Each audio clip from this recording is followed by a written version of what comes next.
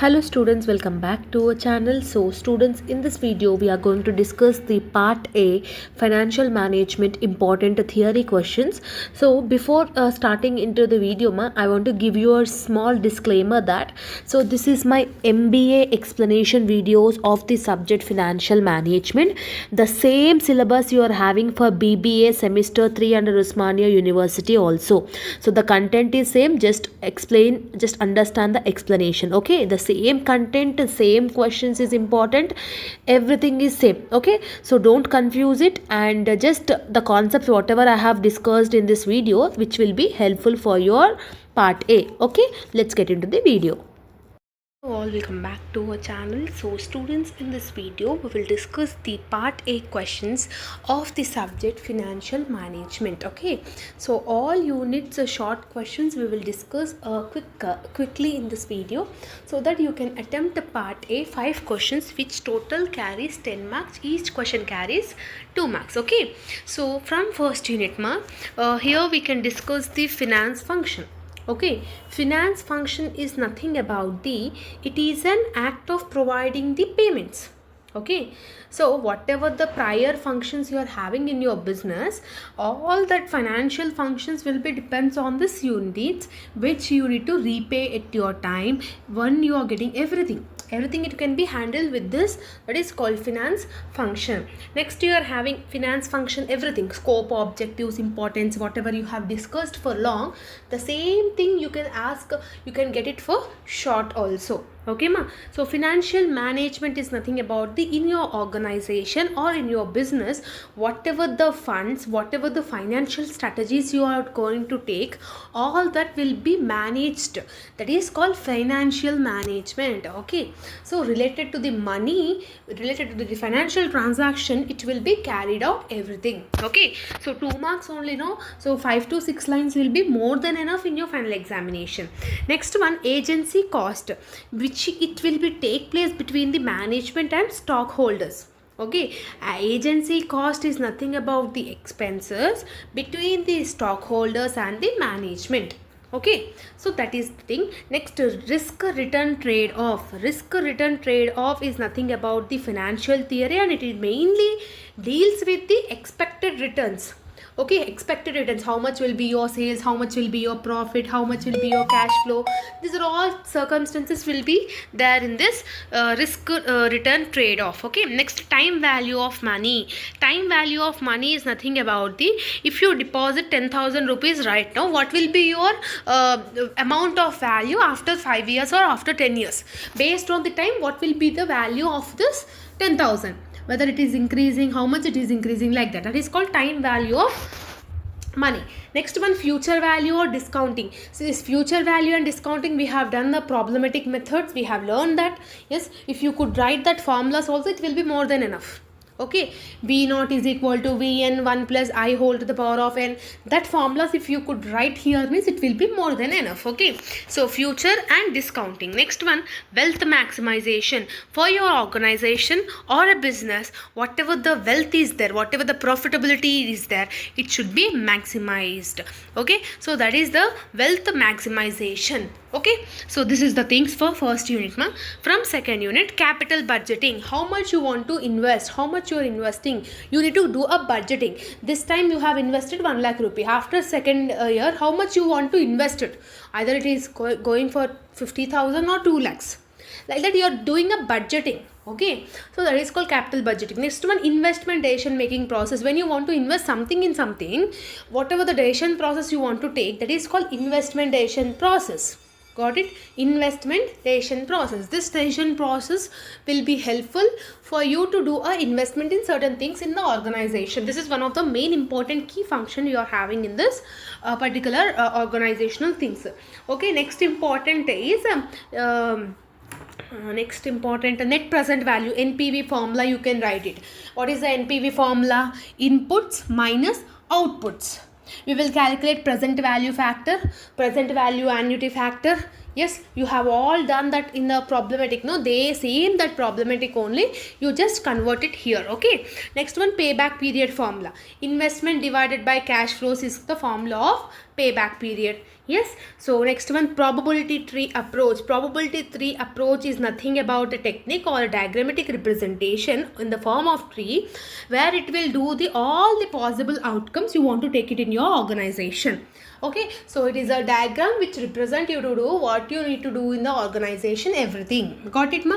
That is also one of the main important concept you are having in unit number 2. Next one, unit number 3. In unit number 3, ma, what is the most important repeated question is cost of capital, average cost of capital. So WACC, we have done the problematic methods in our videos, no? So you have learned that. So that WACC only, you write the formula, and what is the thing you have done in that average cost of capital, average, you have calculated it. You just write the formula and explain the terms. That is most important, and it will be enough. Okay. And EBT, EBIS, operation leverage, financial leverage, combined leverage, these are all things we have done now. So that questions also they may ask in short questions. WACC, leverages formula, EBIT, EBT. Yes, these are all things whatever you have done in the problematic. You have done NOI approach, NI approach. Yes, that only you will they can ask in the unit number 3 in short. Now unit number 4, ma.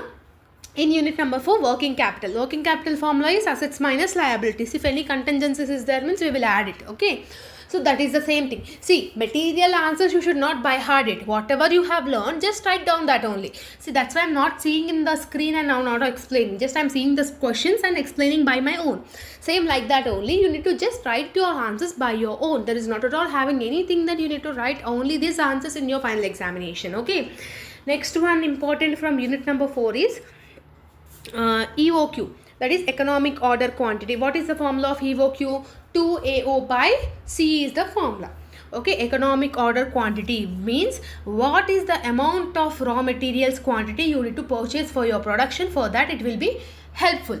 Okay, so for that circumstances you need to make sure you learn this, ma. Next to operating cycle, cash, raw materials will work in progress, then it will comes to the finished goods, then sales, then debtors, and it will convert it into the cash. This is the cycle of your operating cycle. So this is the cycle which may ask in the 2 marks also, repeated question. That's it, unit number 4. And the last unit, unit number 5, merger. Merger is nothing about when two companies, one company is merging with another company and the company will drop down. For example, VI and Idea SIM card were merged. That time what happened? One company were dropped. Same like that, merger is nothing about when two companies will merge together. Out of the two company, one company will collapse it. One company will not move proceedings for further things. Okay, so different types of mergers you are having: horizontal merger, vertical merger, conglomerate merger, congeneric merger. These are all things we have discussed in long also. So okay, that is important, ma. Next to corporate mergers. Corporate mergers, not like especially you just focus on mergers and types of mergers, that will be enough. Next one, Moroccan approach. Moroccan approach is nothing about whatever the management of you have developed in your organization, it will be helpful to initiate your further proceedings in your business. To do all the further proceedings in your business, this will be helpful. That is one of the approach which helps in the organizational management. Okay, next one, tender offer is there. Tender offer and poison pills strategy.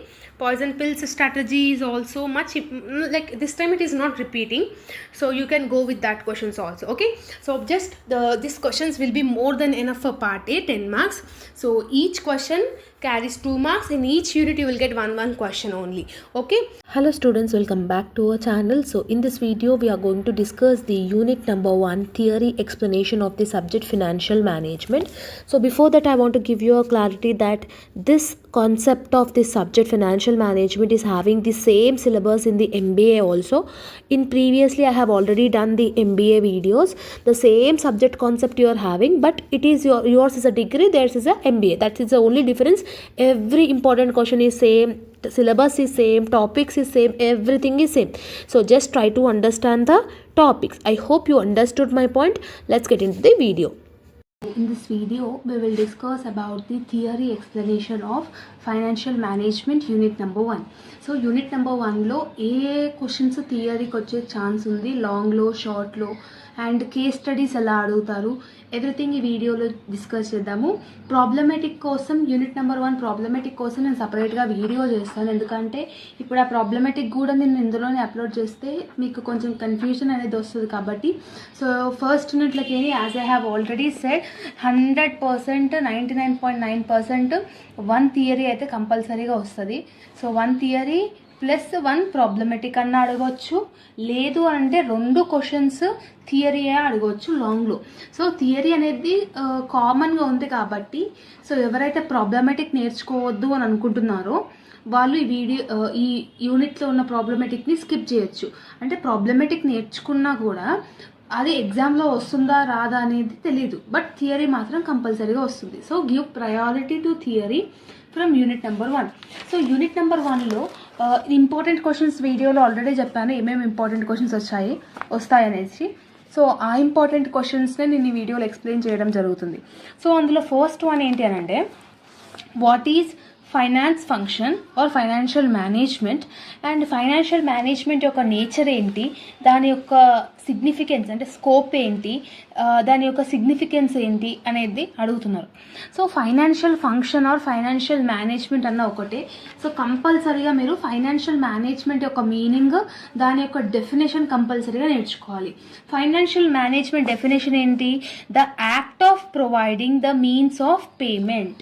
The act of providing the means of payment అంటున్నాడు. అంటే మనం payment చేయాలి అన్నదాన్ని ఒక action లాగా, whatever that we are providing the means of payment, that is called financial management. So financial management or financial function is the main primary function among all of the business functions. Every firm requires finance for developing and expanding its business. Finance can be raised from different sources. Finance functions must be appropriate, such as funds can be properly utilized and repaid in time. అంటే ఇక్కడ financial management అంటే ఏంటంటే, ఒక ఆర్గనైజేషన్లో ఒక బిజినెస్లో కంపల్సరీగా finance అనేది ఇంపార్టెంట్. మనీ లేకపోతే ఒక బిజినెస్ అనేది రన్ అవ్వదు. సో ఒక బిజినెస్లోకి ఫైనాన్స్ అనేది కీ రోల్ అనేది పాటిస్తుంది. ఒక బిజినెస్లోకి ఫైనాన్స్ని ఎలా తీసుకుంటున్నామో దాన్ని మనం యూటిలైజ్ చేసుకోవాలి. ఇప్పుడు మనం 1 lakh తీసుకున్నాం అనుకునే, ఆ 1 lakhని ప్రాఫిటబిలిటీ ఎలా రావాలనేది చూసుకోవాలి. అండ్ ఆ 1 lakh ఇచ్చిన వాళ్ళకి ఆన్ టైంలో అంటే రీపేమెంట్ చేసేటట్టుగా ఉండాలి. అట్లా అయితేనే ఒక బిజినెస్ అనేది హెల్దీగా పాజిటివ్ అండ్ ప్రాఫిట్స్లలో ఉంటుంది. అదే ఫైనాన్షియల్ మేనేజ్మెంట్ యొక్క మీనింగ్. ఇంతవరకు నేర్చుకుంటే సరిపోతుంది. మీరు ఇది కూడా నేర్చుకుంటే నేర్చుకోవచ్చు. Like financial management mainly deals with the planning and controlling activities of the firm which is related to the ఎట్లాంటివన్నీ నేర్చుకుని బట్ ఇంత సరిపోతుంది. నేచర్ ఆఫ్ ఫైనాన్షియల్ మేనేజ్మెంట్ ఏంటి అని అంటే, ఫైనాన్షియల్ మేనేజ్మెంట్ అనేది ప్రతి ఒక్క బిజినెస్లో అదొక కీ ఎలిమెంట్. చెప్పినా కదా ఇంతకుముందుకు, అదొక మెయిన్ ఇంపార్టెంట్ అనమాట. ఇది ఏం చేస్తుంది, ఎక్స్పెషల్లీ అడ్మినిస్ట్రేషన్లో జరిగే ఇన్ఫ్లో ఆఫ్ మనీ ఆర్గనైజేషన్. అంటే మన బిజినెస్లో అడ్మినిస్ట్రేషన్ డిపార్ట్మెంట్ ఏదైతే ఉందో, మన క్యాష్ ఎంత లోపలికి వస్తుంది, మన క్యాష్ ఎక్స్పెండిచర్ ఎంత అవుతుంది, అంటే రెవెన్యూ ఎంత వస్తుంది, ఎక్స్పెండిచర్ ఎంత అవుతుంది అనే దాంట్లో ఫైనాన్స్ అనేది చాలా హెల్ప్ఫుల్ అవుతుంది. సో ఇక్కడ ఏం చెప్తున్నాడు, finance as a term can be explained as administration of flow of money from organisation.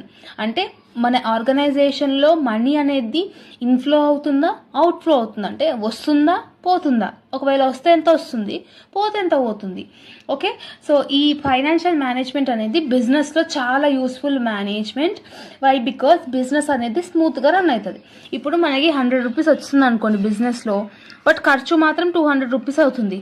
So 100 rupees లాసే కదా మనకి. సో అట్లాంటివన్నీ తెలిపేది ఫైనాన్షియల్ మేనేజ్మెంట్. సో మనకి ఎంత ఇన్ఫ్లో ఎంత అవుట్ఫ్లో వస్తుందని తెలిస్తేనే కదా మనం జాగ్రత్త పడతాము. సో అందుకనే ఇది చాలా ఇంపార్టెంట్. ఓకేనా, next significance of financial management. Significance of financial management దేనికి ఇది యూస్ఫుల్ అవుతుంది అంటే, it helps in financial planning. అంటే ఇప్పుడు మన ఖర్చు ఇంత వస్తుంది, అది ఖర్చు 1 lakh వస్తుంది. ఓకేనా, దాన్ని ఎలా తగ్గించుకోవాలి ఒక ప్లానింగ్ చెప్తుంది మనకి. ఒక ప్రమోటింగ్ ఆఫ్ ఎ ఫర్మ్, ఒక ఫర్మ్ని ఎలా ప్లాన్ చేసుకోవాలి టెక్నిక్స్ చెప్తుంది అనమాట. Next, it helps in acquiring of funds at right time at lowest possible cost. అంటే మనకి కావాల్సిన టైంలో మనకి మనీ అందజేసే ఫైనాన్స్ యాజ్ వెల్ యాజ్ తక్కువ ఇంట్రెస్ట్ వచ్చేటట్టుగా ఉంటుంది. అంటే మన బిజినెస్ మంచిగా ప్రాఫిటబిలిటీలో ఉంటే మనకి ఎవరైనా ఫైనాన్స్ ఇవ్వడానికి రెడీగా ఉంటారు. అదే మన బిజినెస్ లాస్లలో ఉన్నప్పుడు ఎవరు మనకి ఫైనాన్స్ ఇస్తారు? ఇవ్వరు కదా. సో అట్లాంటప్పుడు కూడా ఇది హెల్ప్ఫుల్ చేస్తుంది. Next, it helps in optimum utilization of allocation of fund. అంటే మనకి ఫండ్స్ ఏవైతే వచ్చినాయో పబ్లిక్ నుంచి కానీ, క్రెడిటార్స్ గురించి కానీ, షేర్ హోల్డర్స్ నుంచి కానీ, ఆ ఫండ్స్ని మనము కరెక్ట్గా అలొకేట్ చేస్తున్నామా, కరెక్ట్గా యూటిలైజ్ చేసుకునేటట్టుగా ఈ ఫైనాన్షియల్ మేనేజ్మెంట్ అనేది యూస్ఫుల్ అవుతుంది. అంటే ఇంకొకటి డెసిషన్ మేకింగ్లో యూస్ఫుల్ అవుతుంది. Next, it helps in increasing the wealth of the investors as well as the nation. మన ప్రాఫిట్ వస్తే మన బిజినెస్లో ఉన్న పర్సన్స్కి హెల్ప్ఫుల్ అవుతుంది, యాజ్ వెల్ యాజ్ నేషన్కి కూడా హెల్ప్ఫుల్ అవుతుంది. నేషన్కి ఎలా హెల్ప్ఫుల్ అవుతుంది అంటే మనకి ఎంత ఎక్కువ ప్రాఫిట్ వస్తే అంత ఎక్కువ ట్యాక్స్ కడతాం. అంత ట్యాక్స్ కట్టినప్పుడు ఆ ట్యాక్స్ మన గవర్నమెంట్ ఏం చేస్తుంది? డెవలపింగ్ కోసం యూజ్ చేస్తుంది. సో అట్లా both of them will get benefited. Next one, it helps in increasing the profitability of a firm through financial controls. అంటే ప్రాఫిట్స్ని తెచ్చేటట్టుగా ఉంటుందని చెప్తున్నారు. So this is the significance of financial management. Next, scope of financial management. ఇందులో scope of financial management ఇది దాని యొక్క goal ఏం చేస్తుంది, స్కోప్ ఏముంటుంది ఫైనాన్షియల్ మేనేజ్మెంట్ అంటే? First one, evaluation of financial needs. Evaluation of financial needs అంటే ఇప్పుడు మన ఒక ప్రజెంట్ ఉన్న ఆర్గనైజేషన్లో మనకు ఒక అవసరం ఉంది. ఆ అవసరము లాంగ్ టర్మ్కి యూజ్ అవుతుందా, షార్ట్ టర్మ్కి యూజ్ అవుతుందా? ఓకేనా. ఇప్పుడు మనకు ఒక ఆర్గనైజేషన్లో ఒక థింగ్ మనకి ఇప్పుడు కావాలి. ఆ థింగ్ ఇప్పుడు మనకు కావాలంటే, ఫైనాన్షియల్ నీడ్ మనకు కావాలంటే ఆ పర్టికులర్ నీడ్ని మనం తీసుకుంటే లాంగ్ టర్మ్లో యూజ్ అవుతుందా, షార్ట్ టర్మ్లో యూజ్ అవుతుందా అనేది తెలియజేస్తుంది. దీన్నే ఇవాల్యుయేషన్ ఆఫ్ ఫైనాన్షియల్ నీడ్స్ అని అంటాం. Second one, determining the structure of capital. Determining the structure of capital అంటే మన క్యాపిటల్ యొక్క స్ట్రక్చర్, అంటే లాంగ్ టర్మ్ బిజినెస్ ఆర్గనైజేషన్స్లలో ఎంత క్యాపిటల్ రేజ్ చేస్తే బాగుంటుంది, అదే చిన్న బిజినెస్ ఆర్గనైజేషన్లో ఎంత క్యాపిటల్ స్ట్రక్చర్ ఉంటే బాగుంటుంది అనేది డిటర్మైన్ చేసేదే second point. Third one, choosing an appropriate source of finance. అంటే మన ఫైనాన్స్ తెచ్చుకోవడంని, like for example appropriate sources అంటే మనం ఎక్కడికి తెచ్చుకుంటున్నాం అనేది చాలా జాగ్రత్తగా తెచ్చుకోవాలి. ఫర్ ఎగ్జాంపుల్ బ్యాంక్స్ నుంచి కానీ, పబ్లిక్ డిపాజిట్స్ గురించి కానీ, అంటే వీళ్ళ దగ్గర నుంచి తీసుకుంటే అప్రోప్రియేట్గా తీసుకుంటున్నామా లేదా, అంటే కరెక్ట్ ప్లేస్ నుంచి తీసుకుంటున్నామా లేదా అనేది కూడా important. Okay. Fourth one, deciding the pattern of investment. Deciding the pattern of investment అంటే నువ్వు తెచ్చుకున్న ఫినాన్స్ని ఎలా ఇన్వెస్ట్మెంట్ చేస్తున్నావు, whether you are doing a capital budgeting, లేదంటే ఏదన్నా ఆపర్చునిటీ కాస్ట్లో ఇన్వెస్ట్ చేస్తున్నావా, క్యాపిటల్ ఎక్స్పెండిచర్ అవుతుందా, అంటే ఈ టెక్నిక్స్ అన్నిటినీ యూజ్ చేసుకునేటట్టుగా ఉండాలి. దాన్నే ప్యాటర్న్ ఆఫ్ ఇన్వెస్ట్మెంట్ అంటాం. Next, effective cash management. Effective cash management is nothing but నీ క్యాష్ ఇన్ఫ్లో కానీ అవుట్ఫ్లో కానీ ఎలా మేనేజింగ్ చేస్తున్నావు. అంటే మన బిజినెస్ ఆర్గనైజేషన్లో క్యాష్ అనేది చాలా ఇంపార్టెంట్. అన్ని డిపార్ట్మెంట్స్లో క్యాష్ లేని పని కాదు. సో అట్లాంటప్పుడు సచ్ యాజ్ రా మెటీరియల్స్ కానీ, పేమెంట్ ఆఫ్ వేజెస్ కానీ, ఏదైనా ఎక్స్పెన్సెస్ కానీ, ఇట్లాంటి అన్ని క్యాష్ రిలేటెడ్ ఉన్నప్పుడు how you are maintaining your cash, అంటే నువ్వు క్యాష్ని ఎంత జాగ్రత్తగా వాడుతున్నావు అనేది కూడా ఇది important. Next, exercising financial controls. Exercising financial controls అంటే ఏంటంటే డిఫరెంట్ కంట్రోల్ టెక్నిక్స్ అనేది మన ఆర్గనైజేషన్లో ఉంటాయి. For example budgetary control, ratio analysis, investments, ఇట్లాంటివి. బడ్జెటరీ కంట్రోల్ అంటే ఏంటి అంటే మనం ఒక ప్రోడక్ట్ తయారు చేసినప్పుడు మనం ఇంత బడ్జెట్ అని అనుకుంటాం. అంటే ఇంత కాస్ట్, ఈ 1000 రూపీస్లో ఈ ఒక ప్రోడక్ట్ తయారైపోవాలి అనుకుంటున్నాం. ఆ 1000 రూపీస్లో మనం ఆ ప్రోడక్ట్ని తయారు చేస్తున్నామా లేదా అనేది బడ్జెటరీ కంట్రోల్. సో ఇట్లా ఫైనాన్షియల్ని మనం కంట్రోల్ చేస్తున్నామా లేదా అనేది ఇంపార్టెంట్. సో ఇట్లా ఒక 5 to 6 పాయింట్స్ గుర్తుపెట్టుకుంటే సరిపోతుంది. More than enough. ఇది చాలా important question. Next important question వచ్చేసి ఇది, what do you mean by financial decision, explain the major financial decision. అంటే మన ఫైనాన్షియల్ డెసిషన్స్ అంటే ఏంటి అంటే మన యొక్క ఫైనాన్స్ తెచ్చుకున్నాక ఇప్పుడు ఒక పర్సన్ దగ్గర నేను 1 lakh తెచ్చుకున్నా ఒక ఆర్గనైజేషన్లో, ఆ 1 lakhని నేను ఎలా ఖర్చు పెడుతున్నా, okay. So in order to maximize the share holders wealth అంటే ఏంటి? నేను మనీ ఇన్వెస్ట్మెంట్ చేస్తాను ఈ ఆర్గనైజేషన్. నీ పని ఏంటి? ఆ ఆర్గనైజేషన్ని మంచిగా డెవలప్ చేసి నాకు ఎక్కువ ప్రాఫిట్ని ఇవ్వడానికి. సో అట్లాంటప్పుడు ఫైనాన్షియల్ డెసిషన్స్ అనేది కీ రోల్ మెయింటైన్ చేస్తుంది. అందులో ఎన్ని టైప్స్ ఉంటాయి? 3 టైప్స్ ఉంటాయి. Investment decision, financing decision, dividend decision. Investment decisions అంటే ఏంటంటే నువ్వు ఎలా ఇన్వెస్ట్ చేస్తున్నావు నీ ఫైనాన్స్ని. లాంగ్ టర్మ్లో ఇన్వెస్ట్ చేస్తున్నావా, షార్ట్ టర్మ్లో ఇన్వెస్ట్ చేస్తున్నావా? మనం ఒక షేర్ని, ఒక కంపెనీ యొక్క షేర్స్ని మనం కొనుక్కుంటున్నాం అనుకుని ఇన్వెస్ట్మెంట్ చేస్తాం. ఆ ఇన్వెస్ట్మెంట్స్ 10 yearsకి చేస్తుంటే లాంగ్ టర్మ్, అంటే మోర్ దెన్ 5 yearsకి చేస్తే లాంగ్ టర్మ్, షార్ట్ టర్మ్కి చేస్తున్నాము. అంటే లాంగ్ టర్మ్ చేసుకుంటే ఎక్కువ ప్రాఫిటబిలిటీ వస్తుందా, షార్ట్ టర్మ్ చేసుకుంటే ఎక్కువ ప్రాఫిటబిలిటీ వస్తుందా అనేది నీకు తెలిసి ఉండాలి. Next one, financing decision is nothing but మన ఫండ్స్ ఏవైతే ఆర్గనైజేషన్లో ఉంటాయో అవి మెయింటైన్ చేసుకుంటూ ప్రాఫిటబిలిటీని ఇంక్రీజ్ చేసుకోవాలి. అంటే ఉన్న సోర్సెస్తోనే మన బిజినెస్ చేసి, ఉన్న ఎక్విప్మెంట్స్తోనే, ఉన్న టూల్స్తోనే మనం బిజినెస్ని చేసి దాన్ని మనము ప్రాఫిటబిలిటీలోకి కన్వర్ట్ చేసుకుంటే దాన్ని ఫైనాన్సింగ్ డెసిషన్స్ అంటాం. థర్డ్ వన్ వచ్చేసి డివిడెండ్ డెసిషన్స్ అనేది ఫైనాన్షియల్ మేనేజర్ ఎవరైతే ఉంటారో ఆర్గనైజేషన్లో వాళ్ళు తీసుకుంటారు. వీళ్ళు ఏం చేస్తారు అంటే ప్రాఫిట్ ఏదైతే వచ్చిందో ఆర్గనైజేషన్కి అది షేర్ హోల్డర్స్కి ఎలా పంచాలి. ఓకేనా? So dividends is nothing but where share holders will get the amount of profit, we will call it as a dividend. So ఆ డివిడెండ్ని స్టాక్ డివిడెంట్ చేస్తావా, క్యాష్ లాగా చేస్తావా అనేదే ఈ డివిడెండ్ డెసిషన్స్లో ఫైనాన్షియల్ మేనేజర్ అనే పర్సన్ తీసుకుంటారు అనమాట. ఇది సెకండ్ ఇంపార్టెంట్ క్వశ్చన్. జస్ట్ మీరు సైడ్ హెడింగ్స్ గుర్తుపెట్టుకోండి. లోపల matters you can write it. Next important, role of financial manager. ఇది కూడా ఇంపార్టెంట్. అంటే ఒక ఫైనాన్షియల్ మేనేజర్ యొక్క రోల్ ఏంటి? ఫైనాన్షియల్ ఫంక్షన్ అంటే ఫైనాన్షియల్ మేనేజ్మెంట్ ఒక డెఫినేషన్ రాయండి. దాని ఫైనాన్షియల్ మేనేజర్ అంటే ఎవరు? A person who is liable to take all the key functions. అంటే ఆ మేనేజర్ అనే పర్సన్ యొక్క రోల్ ఏంటి, తన యొక్క డ్యూటీ ఏంటి, ఆర్గనైజేషన్లో చేసే ఫంక్షన్స్ అన్నీ, రా మెటీరియల్స్ నుంచి కానీ, ఎంప్లాయీస్ కానీ, సేల్స్, పర్చేస్, అన్ని డిపార్ట్మెంట్స్ నుంచి కానీ తనకు ఒక అవగాహన ఉండేటనే మనము ఫైనాన్షియల్ మేనేజర్ అంటాం. ఆయన యొక్క రోల్ ఏంటి, డ్యూటీస్ ఏంటంటే first one, finance forecasting and planning. అంటే నీ యొక్క అమౌంట్ నీకు ఈ అమౌంట్ ఇచ్చి నీకు బిజినెస్ డెవలప్ చేయన్నప్పుడు నువ్వు ఎలా ఫోర్కాస్ట్ చేస్తున్నావు, అంటే ప్రిడిక్షన్ ఎలా చేస్తున్నావు, అది ఇంపార్టెంట్. అది ఆయన పని. Next acquisition of funds. అంటే నీ యొక్క వచ్చిన ఫండ్స్ని ఎట్లా నీడ్ నుంచి, అంటే ఎట్లా యూజ్ చేసుకుంటున్నావు, ఎక్కడి నుంచి ఆ ఫండ్స్ తెచ్చుకుంటున్నావు అనేది అక్విజిషన్ ఆఫ్ ఫండ్స్. ఇది కూడా ఫైనాన్షియల్ మేనేజర్ యొక్క రెస్పాన్సిబిలిటీ అనమాట. థర్డ్ వన్ వచ్చేసి ఇన్వెస్ట్మెంట్స్ ఆఫ్ ఫండ్స్. అంటే నీకు వచ్చిన ఫైనాన్స్ ఫండ్స్ ఏదైతే ఉన్నాయో అది నువ్వు ఎలా ఇన్వెస్ట్ చేస్తున్నావు, లాంగ్ టర్మ్గా, షార్ట్ టర్మా, లాంగ్ టర్మ్ వస్తే ఎంత ప్రాఫిట్ వస్తుంది, షార్ట్ టర్మ్ వస్తే ఎంత ప్రాఫిట్ వస్తుంది అనే డెసిషన్స్ని కూడా ఫైనాన్షియల్ మేనేజర్ అంటే తీసుకుంటాడు. నెక్స్ట్ ఫోర్త్ వన్ వచ్చేసి మీకు valuation of decisions is nothing but నీ యొక్క డెసిషన్ ఏదైతే ఉందో అది ఎంత వాల్యుయేట్ చేస్తున్నావు. ఒక ఆర్గనైజేషన్లో ఏ డెసిషన్ తీసుకోవాలన్నా ఫైనాన్షియల్ మేనేజర్ యొక్క టాస్క్ అది.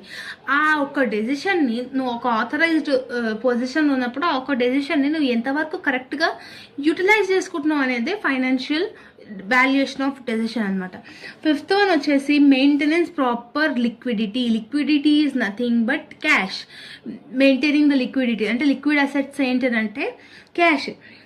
ఆ క్యాష్ని మన డైలీ రిక్వైర్మెంట్లో మనం యూజ్ చేసుకుంటున్నామా లేదా, అంటే ఎక్కువ శాతం మనము ప్రాఫిట్స్ అనేది లిక్విడ్ ఫామ్లో ఉండాలి, అంటే క్యాష్ ఫామ్లో ఉండాలి. అలాగైతేనే మన బిజినెస్ యొక్క మంచి థింగ్ అనేది ఉంటుంది అనేది చెప్తుంది అనమాట. Next important question, merits and demerits of profit and wealth maximisation. అంటే ప్రాఫిట్ మ్యాక్సిమైజేషన్ అన్న వెల్త్ మ్యాక్సిమైజేషన్ అన్న ఒకటే. దాని యొక్క అడ్వాంటేజెస్ ఏంది, దాని యొక్క డిసడ్వాంటేజెస్ ఏంది. ఓకేనా? సో ప్రాఫిట్ మ్యాక్సిమైజేషన్ యొక్క అడ్వాంటేజెస్ ఏంటి అని అంటే బిజినెస్ ఆర్గనైజేషన్ని ఇంక్రీజ్ చేస్తుంది ఫస్ట్ థింగ్. ఓకేనా. Next alternates to maximize companies profitability. అంటే ఇప్పుడు ఫర్ ఎగ్జాంపుల్ ఒక పని ఒక కంపెనీయే చేస్తుందని లేదు. అంటే ఇప్పుడు ఫర్ ఎగ్జాంపుల్ ఒక కంపెనీలో అడ్మినిస్ట్రేటివ్ డిపార్ట్మెంట్ ఉంటుంది, సేల్స్ డిపార్ట్మెంట్ ఉంటుంది, వర్కింగ్ డిపార్ట్మెంట్ ఉంటుంది. సో ఎవరి పనిని వాళ్ళే కరెక్ట్గా చేస్తారు. సో వాళ్ళని తెచ్చి ఇల్లబెట్టినా వీళ్ళని తెచ్చి అల్లబెట్టినా కూడా మనకి అనుకున్నంత ఏమంటారు అనుకున్నంత అవుట్పుట్ అనేది వీ విల్ నాట్ కమ్ అనమాట, వీ విల్ నాట్ గెట్ అనమాట. Next shows the position of a company. అంటే ఈ ప్రాఫిట్స్ మంచిగా ఉన్నప్పుడు, ప్రాఫిట్స్ మ్యాక్సిమం ఉన్నప్పుడు మన కంపెనీ యొక్క వెల్త్ అనేది, అంటే మన కంపెనీ యొక్క ఎఫిషియంట్ అనేది తెలుస్తుంది. Next one, it is a strategy which emphasizes the utilizing the capital resources.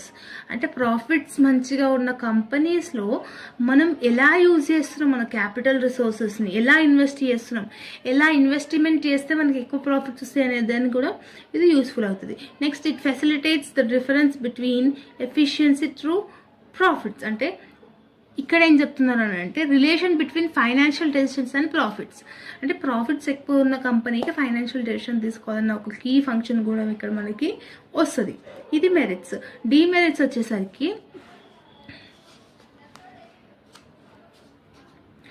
It develops unethical practices like corrupt practice, unfair trade practice. అంటే ఒక కంపెనీలో ప్రాఫిట్ ఎక్కువ వచ్చేసింది అనుకోండి, వాళ్ళు ఏం చేస్తారు, కరప్షన్ చేయనిక చూస్తారు. సింపుల్ ఎగ్జాంపుల్ చెప్పాలని అంటే జియో సర్వీస్ సెంటర్స్లలో ఇప్పుడు ప్రజెంట్ ఉన్న సినారియోలో జియో అనేది రేట్లు డబల్ పెంచేసినారు చాలా. సో అట్లాంటప్పుడు ప్రాఫిట్ ఎక్కువ ఉన్న కంపెనీస్ ఏం ఆలోచిస్తాయంటే, ఎక్కువ మంది పీపుల్ వాళ్ళ కంపెనీకి యూజ్ అంటే అడిక్ట్ అయిపోయినారు కాబట్టి ఎంత అమౌంట్ పెడితే వాళ్ళంత పెట్టుకుంటారనే ఒక ఇదితో కరెక్ట్ చేస్తారు. సో సేమ్ అట్లానే ప్రాఫిట్ ఎక్కువ ఉన్న దానికి రిస్క్ కూడా ఎక్కువ ఉంటుంది, కంపెనీకి రిస్క్ కూడా ఎక్కువ ఉంటుంది. Next, it takes unnecessary assumptions. అంటే ఒక కంపెనీ సడన్గా ప్రాఫిట్ ఎక్కువ అయిపోయింది అనుకోండి, వాళ్ళు ఏం చేస్తారు, ఎర్నింగ్ హ్యాబిట్స్ని అన్నెసెసరీ అజంప్షన్స్ చేస్తారు. అంటే మన కంపెనీస్లో ఎట్లా వచ్చిన ప్రాఫిట్ వస్తుందని చెప్పేసి చాలా లో క్వాలిటీ ప్రోడక్ట్స్ తయారు చేయడం కానీ ఇట్లాంటివన్నీ చేస్తారు. సో మెరిట్స్ అండ్ డిమెరిట్స్ ఉంటాయి, ఇవి చదువుకోనికే ట్రై చేయండి. నెక్స్ట్, ఇది కూడా ఇంపార్టెంటే, the profit maximization is not operationally feasible criterion. So profit maximization గురించి కూడా అడిగినారు, ఈ క్వశ్చన్ కూడా ఇంపార్టెంట్, ఇది కూడా ఒకసారి చూసుకోండి. ఓకేనా. ఇందులో ఏముంటుందంటే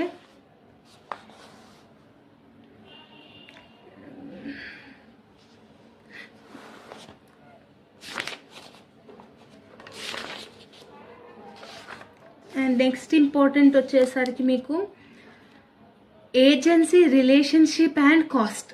ఇది ఇంపార్టెంట్. ఏజెన్సీ రిలేషన్షిప్ ఎట్లా ఉండాలి అంటే, మన ఏజెంట్ ఎవరు, ఇప్పుడు కంపెనీలో ఒక షేర్స్ని ఇన్వెస్ట్ చేసే వాళ్ళని మనం షేర్ హోల్డర్స్ అంటాం. ఓకేనా. ఆ షేర్ హోల్డర్స్కి బాండ్ హోల్డర్స్కి ఎట్లా రిలేషన్ ఉండాలి, మేనేజర్స్కి షేర్ హోల్డర్స్కి ఎలాంటి రిలేషన్షిప్ ఉండాలి అనేది ఈ ఆన్సర్లో మనకు తెలుస్తుంది. అంటే వాళ్ళు ఎలా మెయింటైన్ చేయాలి వాళ్ళ రిలేషన్షిప్, అది ఎంత రిలేషన్షిప్ పాజిటివ్గా మెయింటైన్ చేస్తే అంత ఆర్గనైజేషన్ అనేది డెవలప్ అవుతుంది. సో దాని గురించి ఉంటుంది. సో ఒక్కసారి జస్ట్ క్విక్గా చూసుకోండి, it's will be more than enough.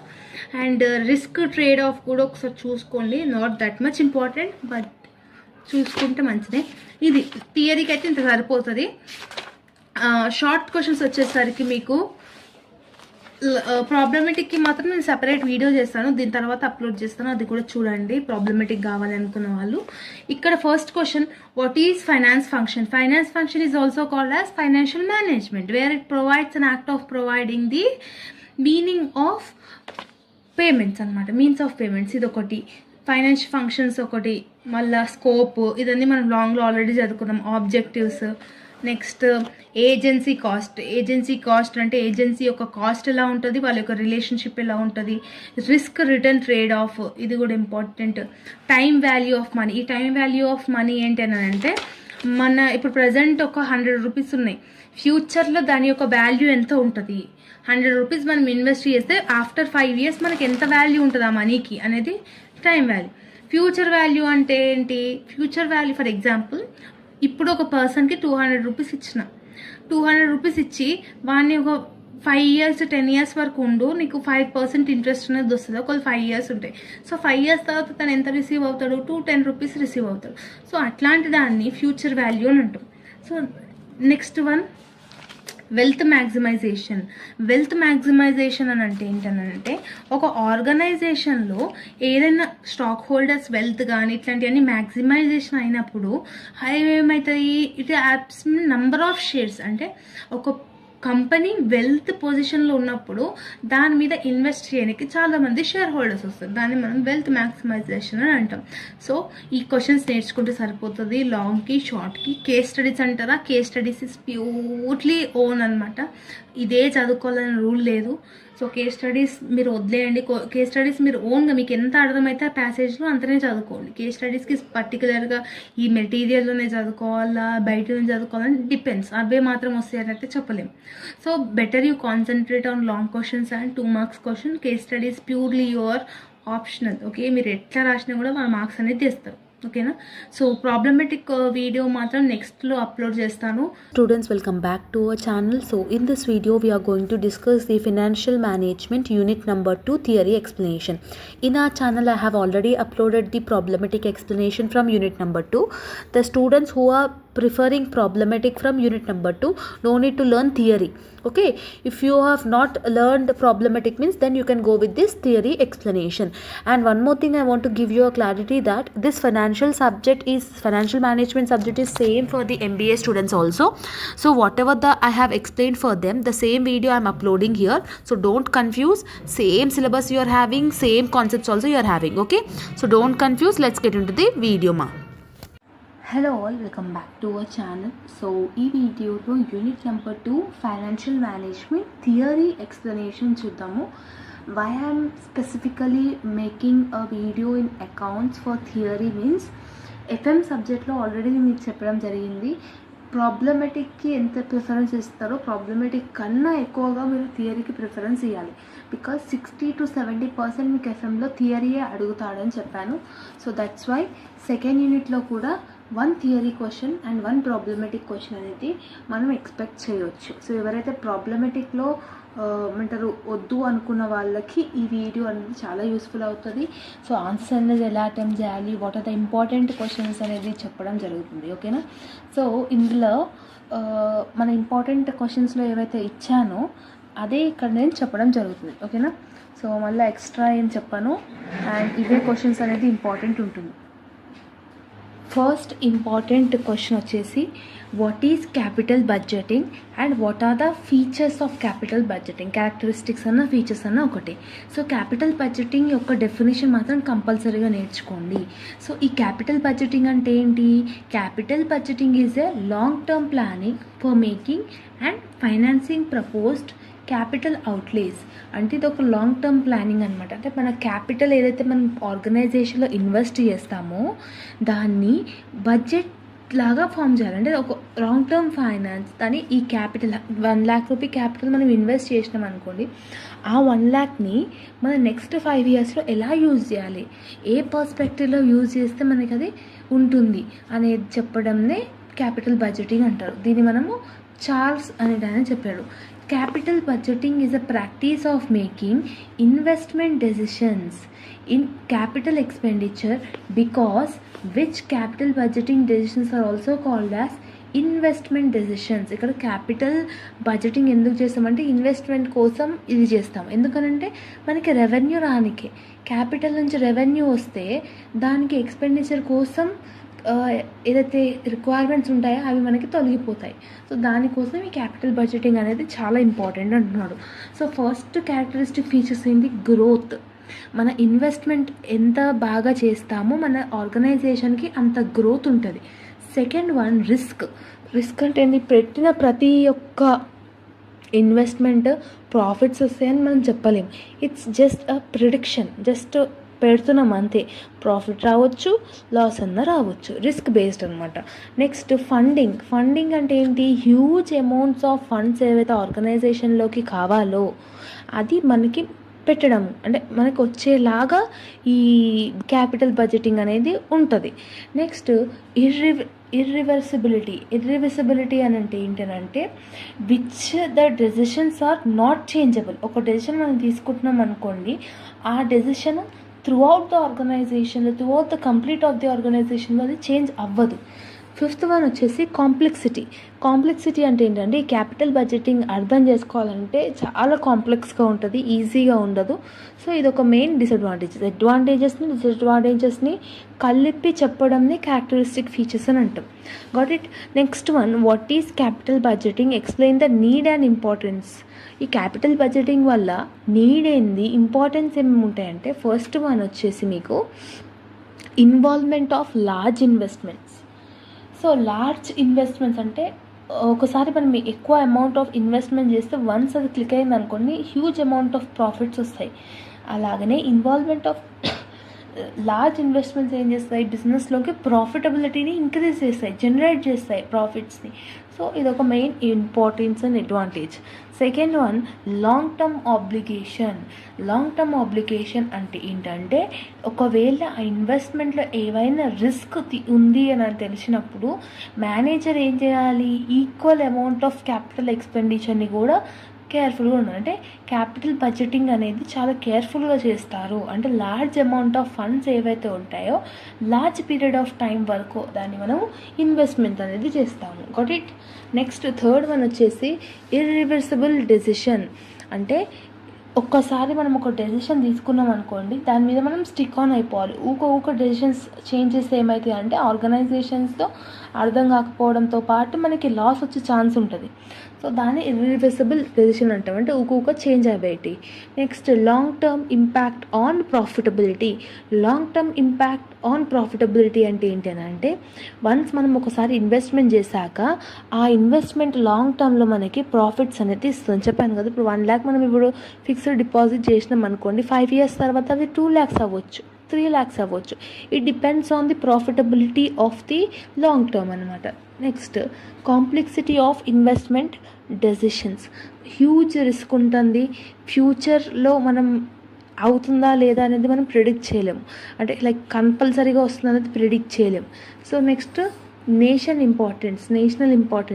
Importance అంటే ఏంటంటే ఈ యొక్క క్యాపిటల్ బడ్జెటింగ్ ఏదైతే ఉందో అది ఎకనామిక్ గ్రోత్కి, ఎంప్లాయ్మెంట్కి, ఎకనామిక్ యాక్టివిటీస్ కూడా ఇంపాక్ట్ అనేది చూపిస్తుంది. ఇది ఒక ఇంపార్టెంట్ క్వశ్చన్. ఈ ఇంపార్టెంట్ క్వశ్చన్ నేర్చుకోండి. And the most important question from unit number 2 is investment decision making process and its significance. ఇది చాలా important question. We may expect this time. So చూడండి, ఇంకొకటి చెప్పాలంటే వేరే ఇట్లాంటి థియరీ టైప్ క్వశ్చన్ వచ్చినా కూడా ఈ ఆన్సర్ మీరు ఎలిజిబుల్గా రాసేయచ్చు. సో ఇన్వెస్ట్మెంట్ డెసిషన్ చేయాలంటే ఫస్ట్ ఏంటి, ascertainment of project or project generation అంటే ఏంది, ఇక్కడనే చెప్పేస్తాను. ఈ పాయింట్స్ ఇవి ఇన్ డీటెయిల్గా రాసినారు కాబట్టి నేను ఇందులోనే చెప్పేస్తాను. సో అసర్టైన్మెంట్ ఆఫ్ ది ప్రాజెక్ట్ అంటే ఏంటంటే ఐడెంటిఫైయింగ్ ద ప్రాజెక్ట్. మనం ఏ ప్రాజెక్ట్ని చేస్తున్నామో ఆ ప్రాజెక్ట్ గురించి ఇప్పుడు నేను మీకు ఒక ఫుడ్ ప్రిపేర్ చేయాలంటే నేను ఆ ఫుడ్ ఏంటో చెప్పాలి కదా, whether it is a dal rice or biryani or anything, pulao కానీ ఏదైనా కానీ మీకు ఒక చెప్తేనే కదా ఆ ప్రాజెక్ట్ ఏందో మీకు అర్థమయ్యేది. సో దాన్ని ఫస్ట్ ఆ స్టెప్. సెకండ్ స్టెప్ ఏంటి, ప్రాజెక్ట్ సెలెక్షన్ అంటే ఏంటి, వన్స్ ప్రాజెక్ట్ మనం ఐడెంటిఫై చేసినాక మనం సెలెక్ట్ చేసుకోవాలి. డిఫరెంట్ ప్రాజెక్ట్స్ ఏవైతే బిజినెస్ ఆర్గనైజేషన్లు ఉన్నాయో దానికి రిలేటెడ్ అవి కూడా మనం సెలెక్ట్ చేసుకోవాలి. థర్డ్ వన్ వచ్చేసి ప్రాజెక్ట్ అనాలిసిస్ అంటే ఏంటంటే ఇందులో మనకి ఆ ప్రాజెక్ట్ని బాగా డీటెయిల్గా అనాలిసిస్ చేసేటట్టు ఉండాలి. అంటే దాని మీద మనకి పూర్తి ఇన్ఫర్మేషన్ అనేది తెలిసి ఉండాలి. Fourth one, determining priorities is nothing but ఆ ప్రాజెక్ట్కి కావాల్సిన మెయిన్ కీ ఇంపార్టెంట్ టూల్స్ ఏంటి అనేది మనకు తెలిసి ఉండాలి. Fifth one is project approval అంటే ఏంటి, ఒక ఆర్గనైజేషన్లో రిక్వైర్మెంట్స్ అన్నీ ఫుల్ఫిల్ అవుతే ప్రతి ఒక్క వాళ్ళు దాన్ని అప్రూవ్ చేసేటట్టుగా ఉండాలి. నెక్స్ట్ ప్రాజెక్ట్ ఇంప్లిమెంటేషన్ అంటే ఏంటి, వన్స్ అప్రూవ్ అయినాక అందరికీ నచ్చినాక దాన్ని మనం ఇంప్లిమెంట్ చేస్తాం. సెవెంత్ వన్ వచ్చేసి project performance review. Once implement చేశాక మన ఆర్గనైజేషన్లో ఏమైనా చేంజెస్ ఉన్నాయా అంటే ఆ పర్టికులర్ ప్రాజెక్ట్ ని ఇంప్లిమెంట్ చేసినాక మన ప్రాఫిట్స్ ఏమైనా ఇంక్రీజ్ అవుతున్నాయా డిక్రీజ్ అవుతున్నాయా అనేది చూసుకోవాలి. ఇది ఇన్వెస్ట్మెంట్ డెసిషన్ మేకింగ్ ప్రాసెస్ అనమాట. ఇది చాలా ఇంపార్టెంట్. సో ఈ క్వశ్చన్ మాత్రం కంపల్సరీగా నేర్చుకోండి. Got it. సో ప్రాబ్లమేటిక్ నేను సపరేట్ వీడియో చేస్తాను కాబట్టి ఇందులో ఏం చెప్పట్లేదు. మోస్ట్ ఇంపార్టెంట్ థియరీస్ అయితే నేను చెప్తున్నాను. ఇంకొక ఇంపార్టెంట్ థియరీ ఏంటి అని అంటే methods of appraisal in capital budgeting. మనం ప్రాబ్లమేటిక్ నేర్చుకుంటే ఈ థియరీ అనేది ఈజీగా వచ్చేస్తుంది. ఎందుకంటే ప్రాబ్లమేటిక్లో ఏవైతే ఫార్ములాస్ ఏవైతే మెథడ్స్ యూజ్ చేస్తున్నామో అవే థియరీ లాగా కన్వర్ట్ చేస్తున్నారు. So methods of appraisal in capital బడ్జెటింగ్లో ఏమేమి ఉంటాయి? ట్రెడిషనల్ ఉంటుంది, టైమ్ అడ్జస్టెడ్ ఉంటుంది. ట్రెడిషనల్లో పే బ్యాక్ పీరియడ్ ఉంటుంది, అకౌంటింగ్ రేట్ ఆఫ్ రిటర్న్ ఉంటుంది, అంటే ఏఆర్ఆర్ ఉంటుంది. టైమ్ అడ్జస్టెడ్ దాంట్లో ఎన్పివి నెట్ ప్రజెంట్ వాల్యూ ఉంటుంది, ఇంటర్నల్ రేట్ ఆఫ్ రిటర్న్ ఉంటుంది, ప్రాఫిటబిలిటీ ఇండెక్స్ ఉంటుంది, టర్మినల్ వాల్యూ ఉంటుంది. సో టర్మినల్ వాల్యూకి మనకి ఏం ఫార్ములాస్ లేవు, దాని మీద ప్రాబ్లమేటిక్ కూడా లేదు. Pay back period, ARR, NPV, IRR, profitability index pi, ఈ 5 ప్రాబ్లమేటిక్లో మనము ప్రాబ్లమేటిక్ చెప్పే వీడియోలో నేర్చుకుంటాం. ఆ ఫార్ములాస్, ఆ ప్రొసీజర్ ఎట్లా రాస్తాము అవన్నీ మీకు ప్రాబ్లమేటిక్లో వస్తేనే ఈ థియరీ అనేది మీరు అటెంప్ట్ చేయొచ్చు. సేమ్ అదే పే బ్యాక్ పీరియడ్ అంటే ఏంటి, పే బ్యాక్ పీరియడ్ ఒక ఫార్ములా ఏంటి, దాన్ని మనం ఇలా సబ్స్టిట్యూట్ చేస్తాం. ఏఆర్ఆర్ అంటే ఏంటి, ఏఆర్ఆర్ యొక్క ఫార్ములా ఏంటి, దాన్ని మనం ఏం సబ్స్టిట్యూట్ చేస్తాం. సో అంతే ఉంటుంది. కాబట్టి ఇప్పుడు నేను చెప్పినా మీకు అర్థం కాదు. సో ప్రాబ్లమేటిక్ వీడియో చూడండి. ఎవరైతే చూడలేదో మోస్ట్లీ నేను అప్లోడ్ చేస్తాను. ఆ వీడియో చూసినాక ఈ వీడియో చూస్తే మీకు ఈజీగా అర్థమైపోతుంది. ఇది ఒకటి ఇంపార్టెంట్ క్వశ్చన్. ఓకేనా. నెక్స్ట్ ఇంపార్టెంట్ క్వశ్చన్ మోస్ట్లీ ఇంకా ఇంతే ఉంటుంది. ఇంపార్టెంట్ క్వశ్చన్స్ ఇంకేం లేవు. ప్రాబ్లమేటిక్స్ అన్ని ప్రాబ్లమేటిక్ వీడియోలు ఎక్స్ప్లెయిన్ చేసేస్తాను. ఆ ఒక్క వీడియో చూస్తే మీకు ఈజీగా అర్థమైపోయేటట్టుగా ఉంటుంది ఆ video, same like first chapter. So let me know in the comment section first chapter problematic video అందరు చూసినారా లేదా అనేది. ఒకవేళ చూస్తే ఆ వీడియోలో మీకు అర్థమవుతున్నాయన్న ఎక్స్ప్లెనేషన్ అనేది కూడా చెప్పండి నాకు జర. Next and the last important question, we can say it as a capital budgeting decision under risk and uncertainty. So ఇది కూడా కొంచెం రిపీటెడ్ అయ్యి ఉంది కాబట్టి ఈ క్వశ్చన్ని మీరు చూసుకుంటే చూసుకోండి. సో క్యాపిటల్ బడ్జెటింగ్ అనేది రిస్క్తో కూడినప్పుడు ఏమేమి ఉంటుంది, differences between risk and uncertainty. Risk అంటే ఏంటి, ఒక సిచ్యువేషన్లో పాసిబుల్ అవుట్కమ్ మన బిజినెస్ డెసిషన్స్లో రాకపోవడం. అదే అన్సర్టనిటీ అంటే ఏంటి, మోర్ దెన్ పాసిబుల్ ఇన్ వేస్తున్నప్పుడు దాన్ని మనం అన్సర్టనిటీ అంటాం. సో దాని యొక్క డిఫరెన్సెస్ నేర్చుకోండి. Mostly not important but you can. Okay. So case studies అంటారా, కేస్ స్టడీస్ అంతేం లేదు. మీకు చెప్పాను కదా, case studies mostly you can attempt it by your own. So స్పెసిఫిక్గా దానికి ఒక టైం పెట్టి చదువుతట్టుగా అయితే ఏముండదు. So coming back to the short questions, capital budgeting అంటే ఏంటో మనం లాంగ్లో నేర్చుకున్నాము. ఓకేనా. ఇన్వెస్ట్మెంట్ డెసిషన్ ప్రాసెస్ అంటే ఇంతకుముందుకే చెప్పాను కదా, 7 types, 7 steps. ఆ 7 steps అంటే ఇంతగానో రాయాల్సిన అవసరం లేదు. జస్ట్ మీరు సైడ్ హెడ్డింగ్స్ పెట్టి రాసి సరిపోతుంది 2 marksకి. Significance of capital budgeting decisions. Capital budgeting decision తీసుకున్నప్పుడు what are the things we need to follow, ఇది కూడా మనం నేర్చుకున్నాం. Investments of large investments, long term obligations, irreversible decisions, ఇట్లాంటివి. లిమిటేషన్స్ ఏమేమి ఉంటాయి క్యాపిటల్ బడ్జెటింగ్, ఇవి కూడా తెలుసు. Next important net present value. Net present value యొక్క ఫార్ములా వేసినా కూడా మీకు 2 marks ఈజీగా పడిపోతాయి. సో ఈ ఫార్ములాను ఎలా నేర్చుకోవాలంటే నేను ప్రాబ్లమేటిక్ వీడియోలో చెప్తాను, నీకు ఈ వీడియోలో అర్థమవుతుంది. సో బెటర్ నేను ఆ ప్రాబ్లమేటిక్ వీడియోలోనే చెప్తాను. So NPV, pay back period, profitability, so ఇట్లాంటివన్నీ మనకి ప్రాబ్లమేటిక్లో వచ్చిన క్వశ్చన్సే ఉన్నాయి కాబట్టి మీరు ప్రాబ్లమేటిక్ యొక్క ప్రయారిటీ ఇవ్వండి సెకండ్ యూనిట్లో. సో మీరు థియరీ నేర్చుకున్న అంటే ఫర్ ఎగ్జాంపుల్ ఇప్పుడు మీరు ప్రాబ్లమేటిక్ మీకు పర్ఫెక్ట్ అయినారు అనుకోండి, థియరీ ఎలాంటి క్వశ్చన్ వచ్చినా మీరు కన్వర్ట్ చేసి రాసేయచ్చు. అదే థియరీ నేర్చుకొని 2 ప్రాబ్లమేటిక్ ఇచ్చినారు అనుకోండి కష్టం అవుతుంది. సో అందుకని ప్రాబ్లమేటిక్కి ప్రయారిటీ ఇవ్వండి. ఎనీవే మీరు first chapter 5th chapter theory నేర్చుకుంటారు కాబట్టి 2, 3, 4 నుంచి అయినా ప్రాబ్లమేటిక్ నేర్చుకోవడానికి ట్రై చేయండి. Got it. Students, welcome back to our channel. So in this video we are going to discuss the unit number 3 theory explanation ma.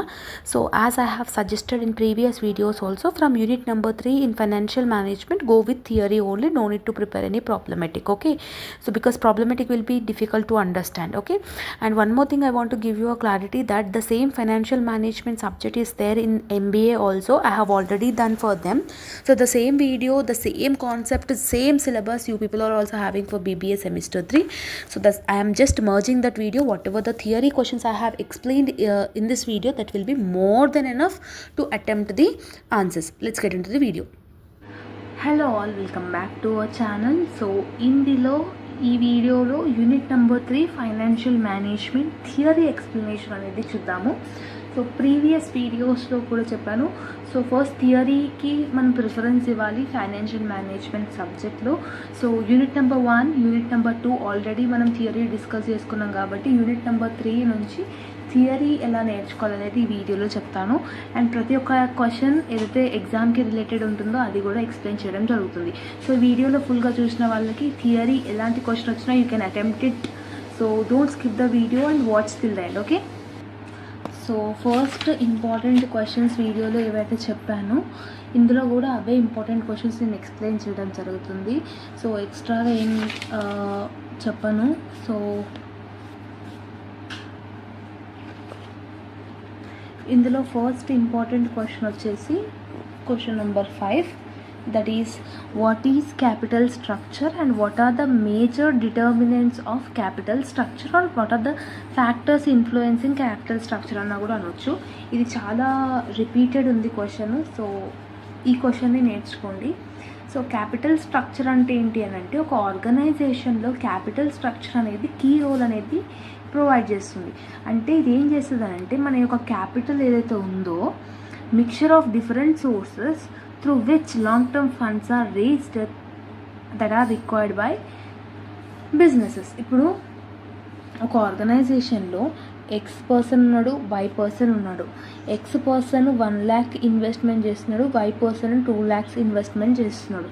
So వీళ్ళిద్దరు క్యాపిటల్ని కలిపి మనం ఇన్వెస్ట్మెంట్ చేస్తేనే క్యాపిటల్ స్ట్రక్చర్ అని అంటాం. Capital structure is nothing but 1 or more capitals in an organization to invest that amount into a long term funds which will make by the business. అంటే business యొక్క ఫండ్స్ని రేస్ చేయడానికి ఇట్లాంటి use చేసేదాన్ని capital structure అంటాం. And what are the factors determining capital structure అంటే, first one financial leverage. So ఇది చాలా ఇంపార్టెంట్. ఫైనాన్షియల్ లెవరేజ్ అంటే ఏంటంటే, మన ఆర్గనైజేషన్లో లాంగ్ టర్మ్ డెట్ ఏదైతే ఉందో, లాంగ్ టర్మ్ లెవరేజ్ ఏదైతే ఉందో, నెగిటివ్ ఎఫెక్ట్ ఆఫ్ లెవరేజ్ ఏదైతే ఉందో, దేర్ ఆర్ వెన్ అంటే ఒక ఆర్గనైజేషన్లో ఇన్వెస్ట్మెంట్ చేస్తామంటే కొంచెం నెగిటివ్ ఎఫెక్ట్ అనేది ఉంటుంది. సో ఆ ఫైనాన్షియల్ లెవరేజ్ ఏదైతే లాంగ్ టర్మ్ డెప్ట్కి ప్రజెంట్ ఫిక్స్డ్ ఇంట్రెస్ట్ వాల్యూ ఏదైతే ఉంటుందో దాన్ని మనం ఫైనాన్షియల్ లెవరేజ్ అంటాం. ఓకేనా. సెకండ్ వన్ వచ్చేసి మీకు growth and stability of sales. Growth and stability of sales ఏంటి అని అంటే, ఈ యొక్క growth and stability of sales ఏంటంటే క్యాపిటల్ స్ట్రక్చర్కి మంచి ఇంపాక్ట్ చూపిస్తుంది. ఏం చూపిస్తుంది అని అంటే, మన బిజినెస్లో ఉన్న సేల్స్ ఇంక్రీజ్ అవ్వడం కానివ్వండి, గ్రోత్ ఆఫ్ ది ఆర్గనైజేషన్ కానీ, సేల్స్ ఉన్నకన్నా ఎక్కువగా ఇంక్రీజ్ అవుతున్నప్పుడు ఈ క్యాపిటల్ స్ట్రక్చర్ అనేది ఫ్యాక్టర్స్ అనేది ఇన్ఫ్లుయెన్స్ అవుతాయి. Next one cost of capital. Cost of capital అంటే ఏంటంటే, minimum return required by the supplier of cost. అంటే మనం ఒక పనిని చేసినప్పుడు మినిమం రిటర్న్ ఆఫ్ ఎక్స్పెక్టేషన్స్ అనేది పెంచుకుంటాం. Like for example, while designing the capital structure, like overall cost అనేది మనం ఎప్పుడైనా రెడ్యూస్ అవ్వాలనే చూసుకుంటాం కానీ ఎక్కువ అవ్వాలని చూసుకోము. సేమ్ అలాగనే కాస్ట్ ఆఫ్ క్యాపిటల్ అనేది కూడా ఇన్ రిటర్న్గా మనకి మినిమం రిటర్న్ ఆఫ్ ఇంట్రెస్ట్ అనేది వచ్చేటట్టుగా చూసుకుంటాం. నెక్స్ట్ వన్ వచ్చేసి cash flow ability to service debt. Cash flow ability to service debt అంటే ఏంటంటే, లార్జ్ అమౌంట్ ఆఫ్ అప్పులు. ఓకే, సో ఈ యొక్క క్యాపిటల్ స్ట్రక్చర్ ఏదైతే ఉందో, ఈ యొక్క క్యాపిటల్ స్ట్రక్చర్ నుంచి మనకున్న బిజినెస్లో ఉన్న లార్జ్ స్కేల్ ఆఫ్ అప్పులు, డెట్ ఈజ్ నథింగ్ బట్ అప్పులు ఉన్నాయన్నీ మనం క్లియర్ అవుట్ చేసుకోవచ్చు. అది cash flowability. Next one nature and size of a firm. Nature and size of a firm అంటే ఏంటి అని అంటే మన క్యాపిటల్ స్ట్రక్చర్ మన బిజినెస్ యొక్క సైజ్ ఆఫ్ ది ఫర్మ్ నుంచి కూడా డిపెండ్ అవుతుంది. అంటే తక్కువ ఇన్వెస్ట్మెంట్ చేస్తే తక్కువ అమౌంట్ వస్తుంది రిటర్న్గా, ఎక్కువ ఇన్వెస్ట్మెంట్ చేస్తే ఎక్కువ రిటర్న్ వస్తుంది. సో కంట్రోల్ అంటే మీకు తెలుసు, అంటే controlling the issue in the management of any organization. Flexibility అంటే అందరికీ అర్థమయ్యేటట్టు కంఫర్టబుల్గా ఉండేటట్టుగా ఉండాలి. రిక్వైర్మెంట్స్ ఆఫ్ ఇన్వెస్ట్మెంట్స్ అంటే ఇన్వెస్టర్స్ నుంచి వాట్ ఆర్ ద రిక్వైర్మెంట్స్, వాళ్ళ రిక్వైర్మెంట్స్ ఏమున్నాయో దాన్ని బట్టి మనము నడుచుకోవాలి. ఓకే, సో ఇట్లాంటివన్నీ డిఫరెంట్గా ఉన్నాయి, మొత్తం లెవెల్ ఉన్నాయి. సో ఇందులోకి ఏవైనా 8 or 9 నేర్చుకుంటే సరిపోతుంది, అన్నీ రాయాల్సిన అవసరం లేదు. Though it is your 8 marks question only, అంటే ఈచ్ క్వశ్చన్ క్యారీస్ 8 marks కాబట్టి సో ఒక 8 points నేర్చుకుంటే సరిపోతుంది. So side by side 2 sides రాసినా కూడా సరిపోతుంది ఆన్సర్. సో ఎక్కువ నేర్చుకున్నా కూడా మీకు రాయడానికి టైం అనేది ఉండదు. నెక్స్ట్ ఇంపార్టెంట్ క్వశ్చన్ ఏంటి అని అంటే this one, discuss the net income and net operating income, NI and NOI అంటాము, థియరీస్. అంటే ఇది మోస్ట్లీ మీకు ఈ చాప్టర్ నుంచి ప్రాబ్లమేటిక్ ఉంటుంది, ఎన్ఐ నుంచి ఎన్ఓఐ నుంచి. సో అది నేర్చుకున్నారు అనుకోండి ఇది ఈజీగా ఉంటుంది. So same like that net operating income అంటే ఏంటి, నెట్ ఇన్కమ్ అంటే ఏంటి, everything now we will discuss. Net income అంటే ఏంటంటే it was developed by డొరాండ్.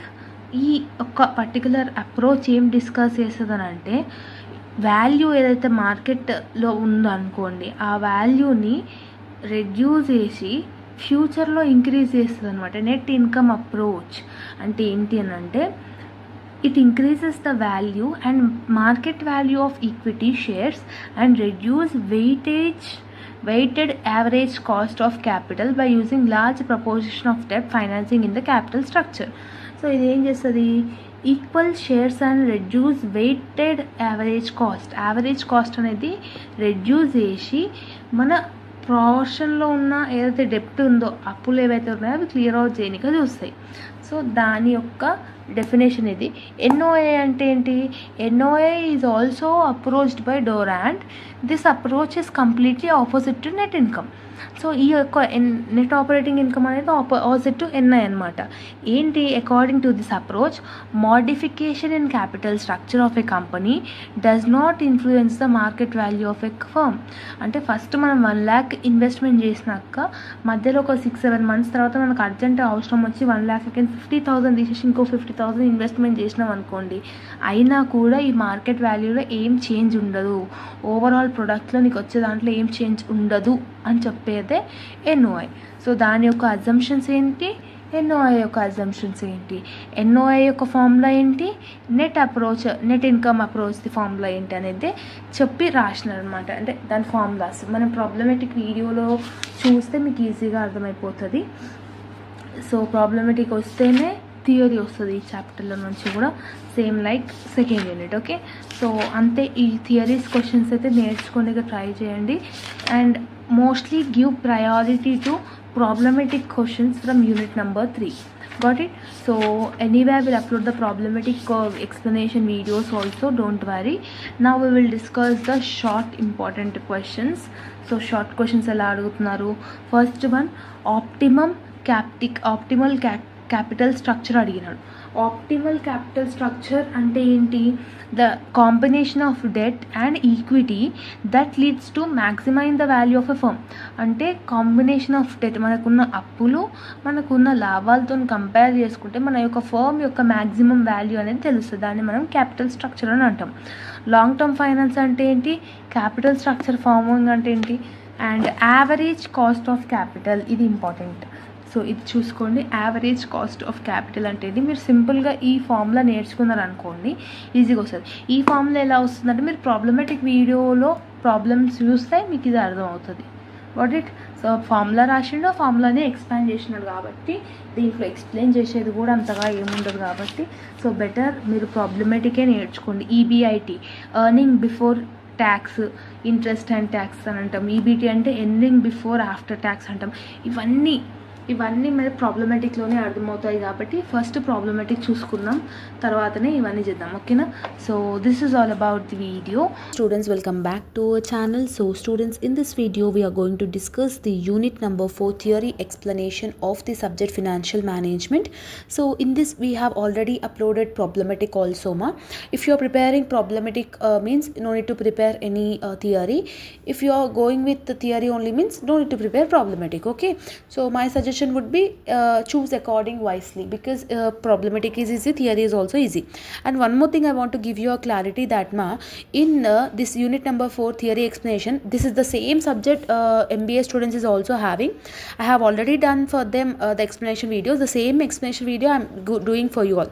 Syllabus is same, everything is same. Whatever I have explained for them, the same thing will be suitable for you also. So don't confuse, and let's get into the video.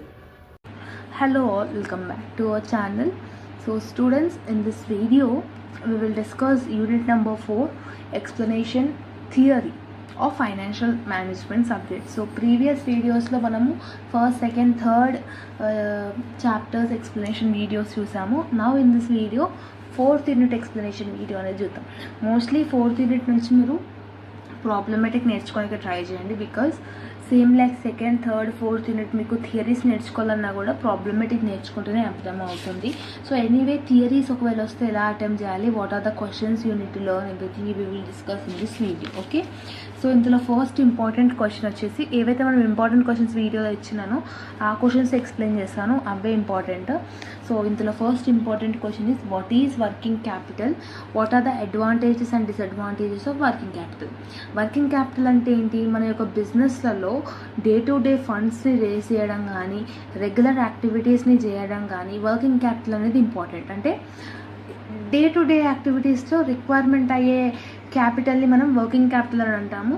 ఆ ఫర్మ్లో short term కానీ long term కానీ ఏదైనా firm కానివ్వండి, short term పర్పస్కి use చేసేది funds which are for short term purpose is known as working capital. ఈ working capital ఏంటి? షార్ట్ టర్మ్ పర్పస్ కోసం అనేది యూజ్ చేస్తాం. So according to the Shubin, working capital is the amount of fund necessary to cover the cost of operating enterprise. So ఇది నేర్చుకోండి. So this one నేర్చుకోండి. Working capital అనేది day to day యాక్టివిటీస్లో, day to day ఫండ్స్లో useful అయ్యేది. It's mainly useful for the short term finance and death అని నేర్చుకుంటే సరిపోతుంది. అడ్వాంటేజెస్ ఏంటి అని అంటే సాల్వెన్సీ, అంటే ఒక కంపెనీ కంటిన్యూ అవుతుందా అని తెలియజెప్పనీకే ఈ వర్కింగ్ క్యాపిటల్ అనేది మెయిన్ అడ్వాంటేజ్ అనమాట. Next one, good reputation. Company యొక్క ఫర్మ్ ఏదైతే మెయింటైన్ చేస్తుందో, అడిక్యుయేట్ క్యాపిటల్ని మెయింటైన్ చేస్తుందో, అట్లాంటప్పుడు మనం ఏమనుకుంటాం, ఆ ఫర్మ్కి మంచి ప్రాఫిటబిలిటీ అనేది ఉంది అని అనుకుంటాం. సో అది గుడ్ రెప్యుటేషన్ అనేది తెస్తుంది. నెక్స్ట్ వన్, మంచి ప్రాఫిటబిలిటీ ఉన్న కంపెనీస్కి ఈజీగా లోన్స్ కూడా వచ్చేస్తాయి. Got it. Next one, cash discounts. అంటే ఒక కంపెనీ యొక్క వర్కింగ్ క్యాపిటల్ మంచిగా ఉంటే మనకి క్యాష్ డిస్కౌంట్స్ కూడా అవైలబుల్గా ఉంటాయి అన్నమాట. సో ఇది ఫోర్త్ వన్. ఫిఫ్త్ వన్ వచ్చేసి consistent supply of raw materials. Consistent supply of raw materials ఏంటంటే మన యొక్క డే టు డే యాక్టివిటీస్లో రా మెటీరియల్స్ అనేది కన్సిస్టెంట్గా ఉంటాయి. అంటే అయిపోయేటట్టు కానీ ఉండిపోయేటట్టు కానీ ఉండకుండా డైలీ 100 ఉంటే 100 ఉన్నట్టుగా ఉంటాయి అన్నమాట. దాన్ని consistent material of raw materials అని అంటాము. Next one, constant payment of operating expenses. Constant అంటే day to day working activities మంచిగా ఉన్నప్పుడు డే టు డే వచ్చే ఎక్స్పెండిచర్స్ని కూడా మనం అప్ టు డేట్ని మనం క్లియర్ అవుట్ చేసుకుంటాం. సో దాన్ని మనం constant payment of operating activities. Operating యాక్టివిటీస్లో ఏవైతే ఎక్స్పెండిచర్ మనకు ఉంటుందో అది మనం ఆన్ టైం పే చేసుకునేటట్టుగా ఉంటుంది. డిసడ్వాంటేజెస్ ఏంటి అని అంటే నో అడిక్యుయేట్ రిటర్న్. అంటే మనం ఎంత చేసినా కూడా మనకి ఏమంత రిటర్న్గా ఏం రాదు. Got it. Next one, accumulation of inventories. Accumulation of inventories. Inventories is nothing but stock. So accumulate చేయాలంటే వర్కింగ్ క్యాపిటల్ ఫర్మ్లో ఎంత ఇర్రిలవెంట్ పర్చేసెస్ చేసినా కూడా దాన్ని మనం ఏం చేయలేము ఈ వర్కింగ్ క్యాపిటల్తో. అంటే ఇప్పుడు 100 మెషిన్స్ ఉన్నప్పుడు కూడా 1000 ప్రోడక్ట్స్ చేస్తున్నాము, 200 మెషిన్స్ ఉన్నా కూడా 1000 ప్రోడక్ట్స్ చేస్తున్నాం. సో కొత్త స్టాక్ తెచ్చినంత మాత్రాన మన బిజినెస్ ఏం ప్రాఫిటబిలిటీలోకి రాదు, అదొక main disadvantage. Lack of effective relationship అంటే ఏంటి, బ్యాంక్స్తో కానీ ఎనీ ఫైనాన్షియల్ ఇన్స్టిట్యూషన్స్తో కానీ ఎక్కువ ఎఫెక్టివ్గా రిలేషన్షిప్లో ఉండవు కాబట్టి. Reduces face value of shares అంటే లో రేట్ ఆఫ్ రిటర్న్, అంటే మనం ఇన్వెస్ట్మెంట్ చేసినప్పుడు రిటర్న్గా మనకి తక్కువ పర్సంటేజెస్లో వచ్చినప్పుడు దాన్ని ఫేస్ వాల్యూ ఆఫ్ షేర్స్ అని అంటాం. Next one, increase in debts and loans, అంటే డే టు డే యాక్టివిటీస్లో మనం అంత ఖర్చు పెడుతున్నాం వర్కింగ్ క్యాపిటల్లో కాబట్టి మనకి ఎక్కువగా అప్పులు వచ్చే ఛాన్స్ ఉంటుంది, లోన్స్ ఎక్కువగా తీసుకునే ఛాన్స్ అనేది కూడా ఉంటుంది. సో అందుకని it's very difficulties in the working capital అనమాట. డిసడ్వాంటేజెస్ ఆఫ్ వర్కింగ్ క్యాపిటల్ అని కూడా అనొచ్చు. సో ఇది ఒకటి ఇంపార్టెంట్ క్వశ్చన్, థియరీ అడిగితే వర్కింగ్ క్యాపిటల్ మీదనే అడుగుతాడు. సో వర్కింగ్ క్యాపిటల్ మీద నేర్చుకోండి. ప్రాబ్లమెటిక్స్ కూడా మీకు వర్కింగ్ క్యాపిటల్ మీద ఉంటాయి. సో డెఫినెట్గా ప్రాబ్లమెటిక్ వీడియో చూస్తే మీకు థియరీ రాయడానికి కూడా స్కోప్ ఉంటుంది. సో బికాస్ ఫార్ములాస్ని బట్టి ఆ ఫార్మాట్ని బట్టే ఉంటుంది కాబట్టి మీకు ఈజీగా అర్థమైపోతుంది. ఓకేనా. నెక్స్ట్ అంతే ఇక థియరీకి మోస్ట్లీ ఏం అడగట్లేదు.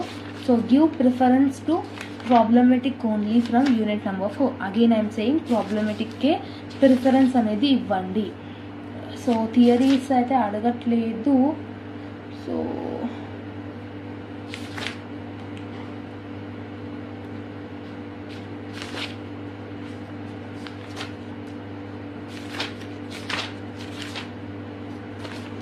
ఇది ఒకటి చూడండి. Question number 34, define dividends and bring out the important factors determining dividends. So dividends అంటే ఏంటి, ఒక పోర్షన్ ఆఫ్ ప్రాఫిట్ని షేర్ హోల్డర్స్ కోసం అలాట్ చేస్తుందో కంపెనీ, దాన్ని మనం డివిడెండ్ అంటాం. Shareholders is the persons who will invest the షేర్స్ని కొనేటోళ్ళకు. ఇప్పుడు కంపెనీస్లో షేర్స్ కొన్న వాళ్ళకి ఏంటంటే ఆ కంపెనీస్ నుంచి వచ్చిన ప్రాఫిట్ కూడా వాళ్ళకి ఉంటుంది. ఒక సర్టన్ పోర్షన్ ఆఫ్ ది ప్రాఫిట్ని మనం తీసి పక్కన పెట్టే దాన్ని మనం డివిడెండ్స్ అంటాము, which will be given to the share holders. Okay, share holders యొక్క ఇంపార్టెన్స్ ఏంటి, ఓకే, వాళ్ళ యొక్క ఫ్యాక్టర్స్ ఏంటి అనేది నేర్చుకోవాలి.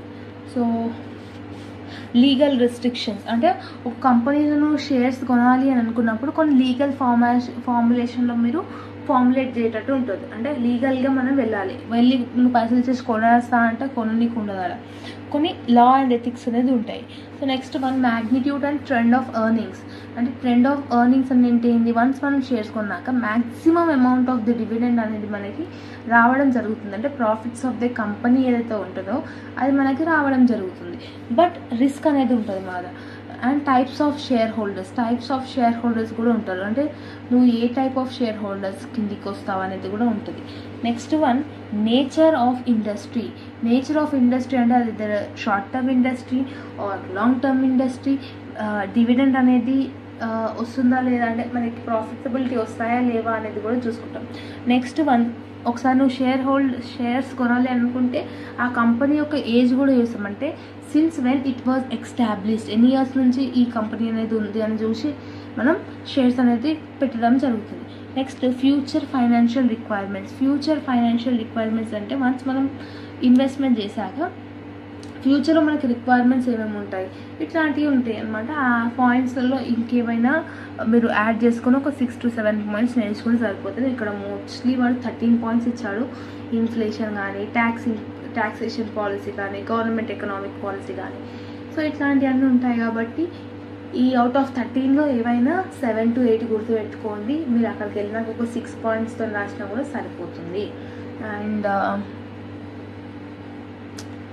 నెక్స్ట్ టైప్స్ ఆఫ్ డివిడెండ్స్లో మీకు క్యాష్ డివిడెంట్ ఉంటుంది, బాండ్ డివిడెంట్ ఉంటుంది. అంటే క్యాష్ రూపంలో డివిడెంట్ వస్తుంది, బాండ్ రూపంలో డివిడెంట్ ఉంటుంది, ప్రాపర్టీ రూపంలో డివిడెంట్ క్యాష్ వస్తుంది, ప్రాపర్టీ రూపంలో మనకు బెనిఫిట్ వస్తుంది, స్టాక్స్ కూడా డివిడెంట్ ఉంటుంది. ఈ 4 టైప్స్ అనేది ఉంటాయి. సో ఇవి నేర్చుకుంటే సరిపోతుంది. సో థియరీకి అయితే ఇంతే ఉంది, ఇంకేం లేదు. So whoever is learning theory you can work on it. And short క్వశ్చన్స్కి వచ్చేసరికి క్యారెక్టరిస్టిక్స్ అడిగాడు, మనం ఆల్రెడీ లాంగ్లో డిస్కస్ చేసినాము. అండ్ వర్కింగ్ క్యాపిటల్ అంటే ఏంటి, దాని యొక్క సైకిల్ అంటే ఏంటి అనేది కూడా తెలుసు మనకి. నెక్స్ట్ వర్కింగ్ క్యాపిటల్ గురించి అడుగుతాడు మోస్ట్లీ షార్ట్ క్వశ్చన్ కూడా.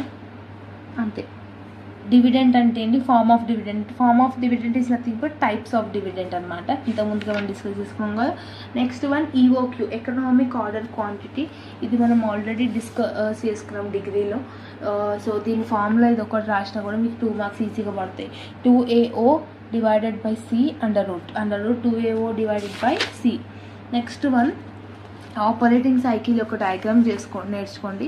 క్యాష్తోని రా మెటీరియల్స్ కొని వర్క్ ప్రోగ్రెస్ అయినాక ఫినిష్డ్ గూడ్స్లోకి కన్వర్ట్ అయ్యి సేల్స్ అమ్మినాక డెటార్స్, అంటే మనకు అప్పులు ఇచ్చేసినాక మనకు మళ్ళీ ఏమొస్తుంది? క్యాష్ వస్తుంది. Got it? సో ఇది ఒక సైకిల్ గుర్తుపెట్టుకోండి. అండ్ క్యాష్ బడ్జెట్ కూడా ఇంపార్టెంట్. ఇది 4th యూనిట్ నుంచి.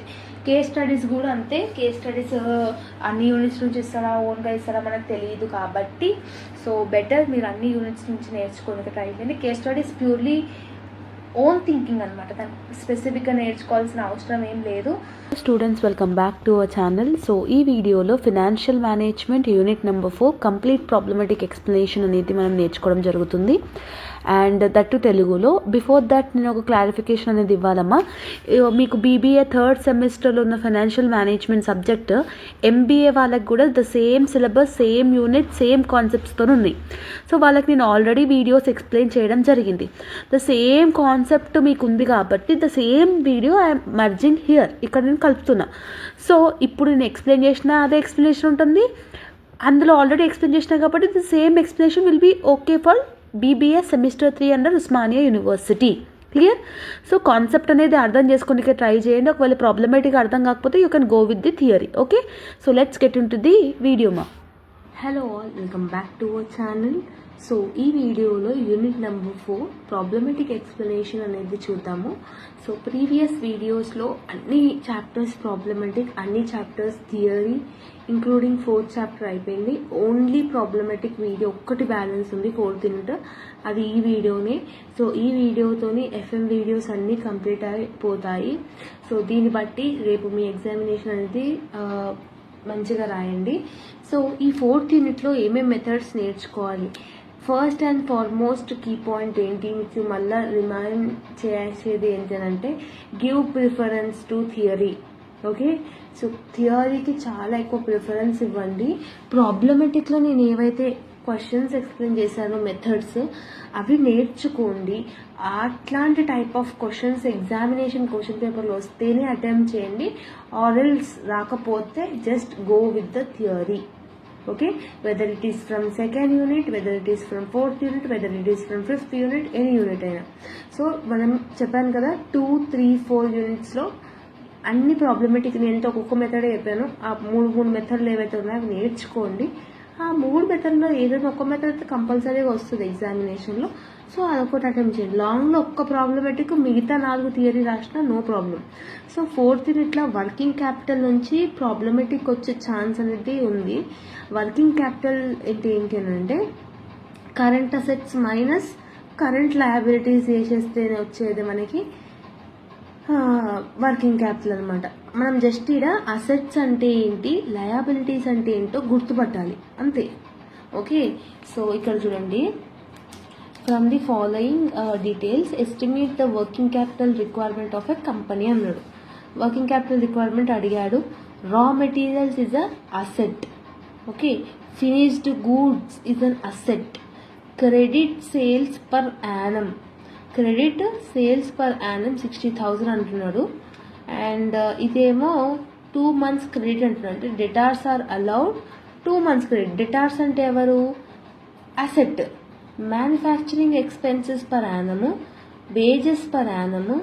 ఓకే, వేజెస్ మ్యానుఫ్యాక్చరింగ్ ఎక్స్పెన్సెస్ అంటున్నాడు. Manufacturing expenses is nothing but liability. Wages మనం పే చేస్తాం ఈజ్ నథింగ్ బట్ లయబిలిటీ, అప్పులు మనకి. Lag in payment of manufacturing and expenses in 1 month, అంటే 1 month అడిషనల్గా తీసుకొని పేమెంట్ చేసినామంట. రా మెటీరియల్ కన్జ్యూమ్డ్ ఎంత? 24,000. Creditors allow 3 months. Creditors is nothing but liability. Got it? Next add 10% to contingencies అన్నారు. ఇప్పుడు మనము సింపుల్గా ఇక్కడ చూడండి, కరెంట్ అసెట్స్ మనం ఇన్వెంటరీస్ అంటే స్టాక్ రా మెటీరియల్స్ ఎంత ఉంది? 10,000 ఉంది, అది వేసుకున్నాం. Got it? ఫినిష్డ్ గూడ్స్ ఎంత ఉంది? 5,000 వేసుకున్నాం. మొత్తం ఎంత 15,000 వేసేసుకున్నాం. ఓకే, మనకి ఇక్కడ డెటార్స్ 2 months క్రెడిట్ అన్నాడు కదా, అంటే 60,000కి 2 months చేయాలి. 2 divided by 12, 12 monthsలో 2 months యూజ్ చేస్తున్నాం అంతే. 60 into 2 divided by 12 చేస్తే 10,000 వస్తుంది. ఇది టోటల్ అసెట్స్. లయబిలిటీస్కి వచ్చేసి క్రెడిటార్స్కి 3 months అంటున్నాడు. 24,000 into 3 divided by 12, 12 monthsలో 3 monthsకి అంటున్నాడు. సో 6,000 వస్తుంది. నెక్స్ట్ మ్యానుఫ్యాక్చరింగ్ ఎక్స్పెన్సెస్ 24,000 యాక్చువల్లీ వేసుకోవాలి. ఇక్కడ మనం ఎందుకు వేసుకుంటున్నాం 1/12 అంటే 1 month ల్యాగ్ ఇన్ పేమెంట్ అన్నాడు. Lag in payment of manufacturing అని అన్నాడు. సో 24,000 into 1 divided by 12 చేస్తే 2,000. వేజెస్ ఎంత 1,000 ల్యాగ్ అన్నాడు. సో 36,000 into 1 divided by 12 చేస్తే 3,000. సో ఇవన్నీ యాడ్ చేసుకోండి. నెట్ వర్కింగ్ క్యాపిటల్ కనుక్కోవాలంటే ఏం చేయాలి, A - B అంటే అసెట్స్ మైనస్ లయబిలిటీ. అసెట్ 25,000 వచ్చింది, లయబిలిటీ 11,000 వచ్చింది. డిఫరెన్స్ అమౌంట్ ఎంత 14,000. ఇది మనము వర్కింగ్ క్యాపిటల్ అని అంటాం, నెట్ వర్కింగ్ క్యాపిటల్. వాడు 10% కంటింజెన్సీస్ అని యాడ్ చేసుకోమని చెప్పినాడు కదా. సో వచ్చిన వాల్యూకి 10% చేస్తే మనకి 1,400 వస్తుంది. So 14,000 plus 1,400 is equal to 15,400. Net working capital ఎంత 15,400. That's it. ఈజీగా ఉంది కదా.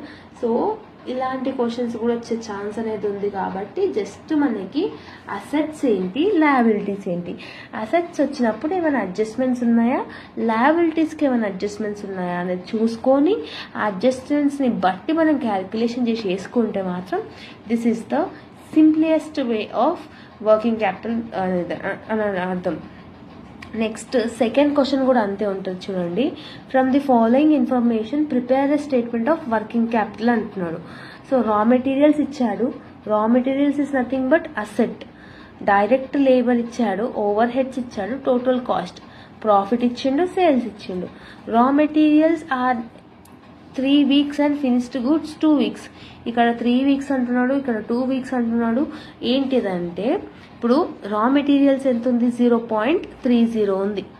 ఓకేనా, వాడు ఎన్ని వీక్స్ అంటున్నాడు 3 weeks అంటున్నాడు.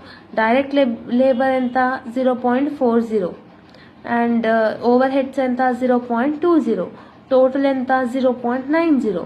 కాబట్టి ఇక్కడ మనము ఏం చేయాలి, ఇక్కడ మనకి వాడి చెప్పినట్టుగానే మనం వేసుకోవాలన్నమాట. ప్రాఫిట్ ఎంత వచ్చింది అప్పుడు మనకి 0.10 వస్తుంది. ఇప్పుడు ఈ ప్రాఫిట్కి సేల్స్ కూడా చూసుకోవాలి. సేల్స్ ఎంత అన్నాడు 1 అన్నాడు. 1 అంటే ఎంత 10, 0.10 అంటే ఎంత 1, 0.90 అంటే 9, 0.20 అంటే 2, అంటే డెసిమల్ ఫార్మాట్లో ఉన్నదాన్ని మనము నంబర్స్ ఫార్ములాట్లోకి కన్వర్ట్ చేసుకుంటున్నాం. That simple. ఓకే, దాంట్లో మీరు ఎక్కువ టెన్షన్ పడాల్సిన అవసరం లేదు. అయిపోయింది. డెసిమల్ ఫార్మాట్లో ఉన్నది నంబర్లోకి కన్వర్ట్ చేసుకున్నాక అసెట్స్, లయబిలిటీస్. అసెట్స్లోకి ఎన్ని లయబిలిటీస్ తీసేస్తేనే మనకు వచ్చేది net working capital. That's it. దాన్ని బట్టిగా మీరు చేసుకుంటూ వెళ్ళండి. ఓకేనా, ఇది వర్కింగ్ క్యాపిటల్ ఒకటి. నెక్స్ట్ ఇంపార్టెంట్ ఏంటి చూసుకోండి అంటే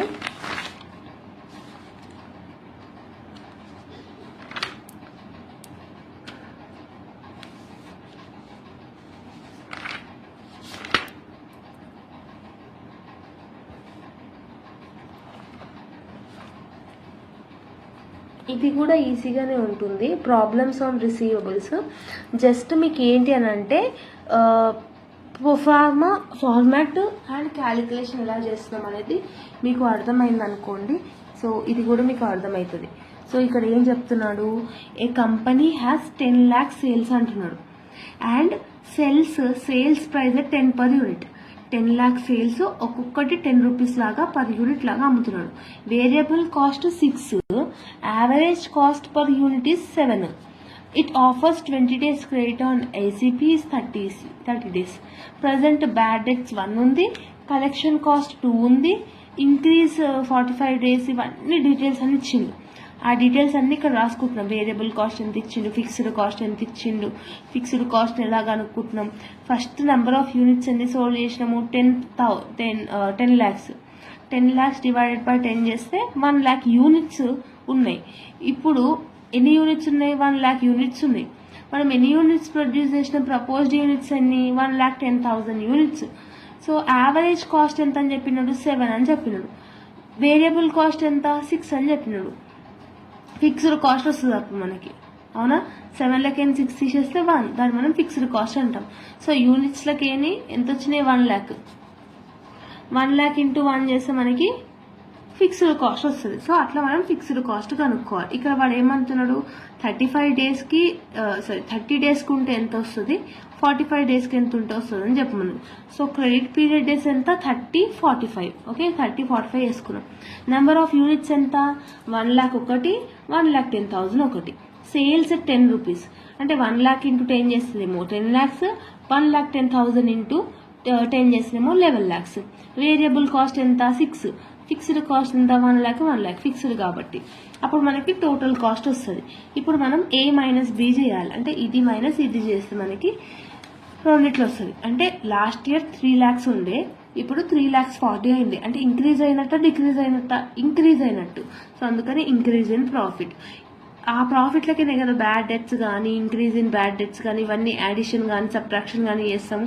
సో అవన్నీ అకార్డింగ్ టు ది క్వశ్చన్ అనేది చేసినాక ఇక్కడ చూడండి, ఇక్కడ 8,630 వచ్చింది, ఇక్కడ 1455 వచ్చింది. అంటే ఇంక్రీజ్ అయింది కదా, అందుకనే ఇంక్రీజ్ ఇన్ రిటర్న్ అని చెప్పేసి ఎంత ఇంక్రీజ్ అయింది 1455లకి 8,630 మైనస్ చేస్తే 5,425 వస్తుంది. అంత ఇంక్రీజ్ అయిందని అర్థం. Got it? దీని తర్వాత increase in profit, increase in bad debts, increase in traditional. అంటే ఇప్పుడు ఎక్కడైతే మనకి increase in profit, increase in bad debts, increase in return, ఈ 3 ఏదైతే వచ్చినాయో ఆ 3 ఇక్కడ వేసుకోండి. ఓకేనా? బెనిఫిట్ ఎంత, కాస్ట్ ఎంత? బెనిఫిట్లకైనా కాస్ట్ తీస్తే నెట్ గెయిన్ వస్తుందా, నెట్ లాస్ వస్తుందా అనేది చూస్తే ఇది ఒక type of receivables problem. Okay, so ఇట్లాంటి ప్రాబ్లమ్స్ ఈజీగా ఉంటుంది. జస్ట్ మీరు ఫార్మాట్ గుర్తు పెట్టుకోవాలంటే, కావాలంటే ఇది హోంవర్క్ చేయండి. Okay, this one you do homework or take a screenshot to do for the homework. Okay, and the last topic from unit number 4 for problematic is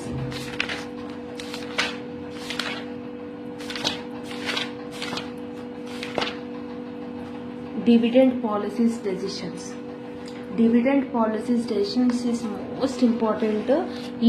Important అంటే important అంత ఏం important కాదు, కానీ ఈజీగా ఉంటుంది. కానీ ఎగ్జామినేషన్లో వస్తుందో రాదో చెప్పలేము. మోస్ట్లీ రేర్ కేసెస్లో అడుగుతాడు వాడు. ఇక్కడ వాడు ఏమంటున్నాడు, from the following data you are required to calculate shares అంటున్నాడు. ఆర్ ఇచ్చిండు, కేఈ ఇచ్చిండు, ఈ ఇచ్చిండు, ఏకి ఇచ్చిండు, బీకి ఇచ్చిండు, సికి ఇచ్చిండు. వాల్టర్స్ మెథడ్ యూజ్ చేయమను. జస్ట్ మనకి ఇక్కడ ఫార్ములాస్ రావాలి. వాల్టర్ మెథడ్ ఫార్ములా ఏంటండి? D plus R by KE, E minus D by KE. P అంటే ఏంది? ప్రైస్. డి అంటే డివిడెంట్. ఓకే, వాడు ఎంత చెప్పింది డివిడెంట్ అనేసి. ఓకేనా? నెక్స్ట్ ఎర్నింగ్స్ ఎంత, ఇవన్నీ ఫార్ములాలోకి సబ్స్టిట్యూట్ చేసే ఫార్మాట్ అనమాట. సో ఇక్కడ ఏ లిమిటెడ్ చూద్దాము. సో డి అంటే మనకు తెలియదు కాబట్టి 0. ఓకే, 0 ప్లస్ ఆర్ అంటే ఏంటి? ఆడిచ్చాడుగా 15% అని. 15 డెసిమల్ ఫార్మాట్లోకి కన్వర్ట్ చేసుకుంటే 0.15. ఓకే, డివైడెడ్ బై కేఈ అంట 0.10. ఓకే, నెక్స్ట్ ఈ అంటే 10 మైనస్ డి అంటే 0 అనుకుంటున్నాం, డివైడెడ్ బై 0.10. ఇట్లా సబ్స్టిట్యూట్ చేయాలి. ఇదేం మెథడ్? Walters method. ఓకే, అట్లా ఏకి బీకి సికి చేయండి. నెక్స్ట్ ఇంకొకటి ఉంటుంది గార్డెన్స్ మెథడ్ అని చెప్పి. ఈ గార్డెన్స్ మెథడ్ ఫార్ములా వచ్చేసి మీకు ఇది ఉంటుంది అనమాట. సేమ్ లాగానే ఉంటుంది. ఈ 1 minus B by KE minus BR. సో ఇది కూడా చూసుకోండి. జస్ట్ వాడు వాడే ఇస్తాడు. వాడు ఇచ్చిన దాన్ని మనం ఫార్ములాకు సబ్స్టిట్యూట్ చేసేస్తే మాత్రం మార్క్స్ పడతాయి అనమాట. Back to our channel. So in this video we are going to discuss the financial management unit number 5 theory explanation.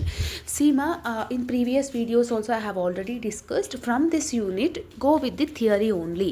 Problematic little bit difficult to understand. Sometimes a problematic they might not asking in the examination. So for that sake go with the theory only. Okay, so I have given only 3 questions and easy notes also I have prepared. So just these 3 questions will be more than enough to attempt one long and one short from unit number 5. The first topic is about the receivable management. If you are finding the receivable management in your question from unit number 5, this is the answer, you need to write it. So what is mean by receivable management? It is a process of controlling, organizing, collecting various business data. Okay, so various management, it is managing everything. Okay, so whatever the credit that is business is receiving from the customers or from any kind of persons, so it will manage everything that. Okay, so managing these receivables will be helpful for the goods to clear their bad debts, to clear their shortages, everything like that. Okay, so what is the objectives of it? Means first one is increasing sales. So automatically when you manage your receivables, when you manage your inputs, automatically you will increase your sales. And second one, it will be helpful for optimum investments, means better utilization of the resources, and risk of cash problems will be reduced. Yes, and losses will also be getting reduced, only profitability will comes. And next one reduces bad debts. Bad debts is nothing about the something amount which we want to receive from the customers. So when you maintain the receivable managers, automatically it will reduce your bad debts only, no? Yes, and it will be increase your cash flows also. Cash flows is nothing about the cash in the form of cash, whatever we are receiving in the organization, it will increase that. Okay, for day to day operations. Okay, and next one, builds a good customer relationship. With the help of receivable management, it will create a good customer relationship between those customer and the organization in long term. Okay, and it will reduces the cost, it will increase the profitability, like that you can write it. Okay, and this is our first important question. Okay, second important question is about the ABC analysis. So what is this ABC analysis? This will be useful for the short questions also. So ABC analysis is one of the type of technique. It is a inventory control tool. So it depends on the different things. See, first one, A items is depending on the low in quantity. So high value items in low in quantity, that is called A. A items will be high value, should be high for that product. The quality should be quantity should be low. Low quantity, high demand, that is called A analysis. Next, B items. B items will be like moderate value, like medium value and medium quantity also. That will comes in the B items. C item is low value, low quality, low quantity also. So that comes in the C side. So in every organization, this ABC analysis should be done to control their inventory. So why this will be useful? Means first one, it will control your stock, it will control your inventory. Okay, inventory is nothing about the stock.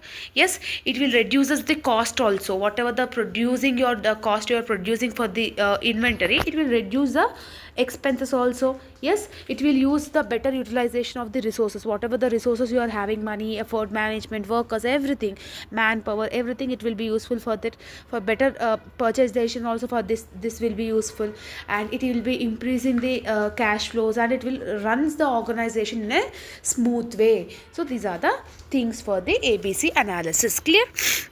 And the last unit and the last question is inventory management. So if you are finding inventory management in your question, this is the answer, you need to write it. So inventory management is nothing about it is a type, it is a tool or a technique which it controls your stock or raw materials. Okay, the main aim of this inventory management is nothing about to reduce your expenses, to increase your profitability, to reduce your time. Okay, for that sake, this inventory management will be useful. So what is the principles you are having? First one, right quantity, right quality. So the quantity of your inventory, what is the right quantity? If your customers 100 customers are there, you need to produce only 100. If you are producing below that or more than that, it will be waste of value, no? So that is right quality also, like quality of the goods. Okay, everything matters in this inventory management. Right time, whether you are producing or not, right time you are supplying or not, right time you are purchasing or not is also important. Next, right price, comparison, correct price. Okay, it should not be too much, it should not be too small, like moderate price it should be there based on the quality and the quantity. Okay, right source and proper division, like this different types of things you are having to for the inventory management principles, like any 5 to 6 is more than enough.